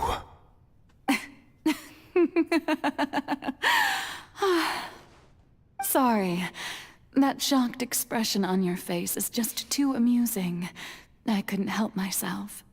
You are not Furina. Who are you? The sweet sound of bewilderment. Marvelous. A sure sign that my attempt to deceive everyone was a resounding success. But to answer your question, I am Focalor. You know, the god. The god. Focalor. Why did you deceive us? Oh, that wasn't my goal, of course. Goodness, no. But I had to fool everyone else too, if I was to stand any chance of deceiving the heavenly principles. Deceiving the heavenly principles? It's all because of that pernicious prophecy. Dreadful, wasn't it? Everyone doomed to dissolve. Fontaine condemned to be flooded. One was not amused. In fact, one was positively bemused when that problem was thrust upon me by my dearest predecessor. That's the former Hydro Archon Egeria, for the uninitiated. It hardly gets more disastrous than a preordained national catastrophe, now does it? She knew full well that the prophecy would surely come to pass. And as one of the seven, she also knew full well that one defies the heavenly principles at one's peril. So yes, as you have no doubt surmised, it was a rather impossible situation that I found myself in. I spent a terribly long time mulling it over, alone on the ocean floor. And I was almost growing barnacles by the time I finally realized there was only one possible solution to this confounding conundrum. I had to outwit the heavenly principles, allow the prophecy to be fulfilled, ostensibly at least, while saving everyone at the same time. I'm a genius, I know. I can only assume that's why Egeria chose me as her successor. Although, looking back now, it was hardly the inheritance one dreams of. Between the task of saving the nation, the quotidian duties of the Hydro Archon, and not to mention the original sin of creating a new race of humans, I dare say she left me quite a colossal mess to clean up. But one can only play the hand one is dealt. I did not choose this, any more than I chose to be one of her Oceanid familiars. So you were also once one of the Oceanids, transformed into a human by Egeria's hand? Yes, I was. I always dreamed of becoming human. And I still do, even now. In my eyes, to be human is to be part of the greatest opera ever known. After becoming a god, I separated my divinity from my body and spirit, leaving behind only a self that was as naive and bewildered as my past self on her first day as a human being. The me you see before you now is that divinity. And the human counterpart I left behind, I named Farina. She could feel joy, sorrow, and everything in between. She could be as vain and conceited, or as meek and vulnerable as she wished. Her strengths were of a kind only a human could possess, as were her shortcomings. But in my eyes, Farina's humanity was what made her perfect. She was perfectly human in every way. The person I always wanted to be. Anyway, so then I cursed her. All part of the plan, of course. The plan to deceive the heavenly principles. Do you still remember the final scene of the prophecy? The Hydra Archon alone, weeping on her throne. In order that the prophecy might appear fulfilled, I invited Farina to be an actress, to play the part of the Hydro Archon in the prophecy. Under the curse I placed on her, so long as I, Focalor's divinity, continued to exist, she could not die. But nor was she free to live her life in the pursuit of happiness. Instead, she was forced to take the stage in the opera house, to embrace the role of leading lady, to forever play the part of the god from the prophecy, all to create a deceitful appearance of that prophecy coming to pass. I suppose now you probably understand why your court is called the Opera Epiclese. But Farina is only human, isn't she? Even though she has had a long life, her mind is no stronger than that of any other ordinary human being. I cannot begin to fathom what she has had to endure. It must have been torture for her. Okay, now I understand why this It has indeed.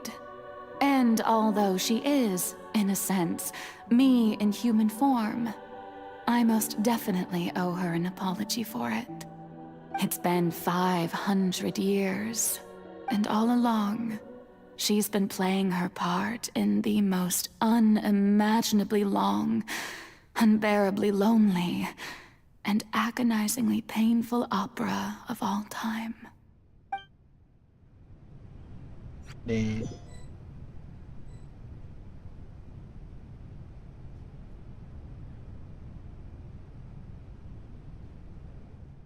I came to connect to Farina tear, and if I remember correctly, tear often can be strong emotion. With a several strong hydro sensor, I came from the emotion connection just like I did the ocean and fountain of Lucy. Wait, could be Farina in turn world? Farina what is doing out stage? Wait a moment, that probably is not the Farina. That's likely a reflection of her in herself. If I can directly speak to that self, I might be able to easily get what I want to know. I come here for answer. Either way, disappointing. Well, opportunity is not be missing. Let me try to talk her. Alright, I think I'm going to stop here. I know I cannot, go out. Yep, I cannot go out, I believe. Wait, boom. I believe I cannot go out because I start in the different world. So I will not do that, and I will not play. Tomorrow I will play again, I promise. And now we have to know what's going on and who true identify is. Of course, Farina is not she is not a god, but yet she just a puppet on it, just a game on it. So I'm going to leave here because I have to do something after this. Anyway guys, if you guys enjoy it, make sure to like, subscribe, and turn on that notification. By the way, that's a lot of things happen from the real thing and everything. So tomorrow I will continue this story, right? Because we at the finisher, and sooner or later will be in the Netherlands and the Fire Nation, of course. So yeah, that's all guys. If you guys enjoy it, make sure to like, subscribe, and wait. You are really special. If you leave, you will have to experience the content again. To continue, do you really wish to? Oh, yes, I have to leave. I have to leave. Even though we have to witness again that thing, but for now I have to leave.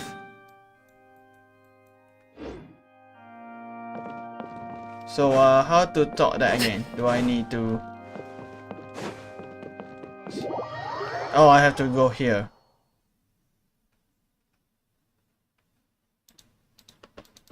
Do I really need to?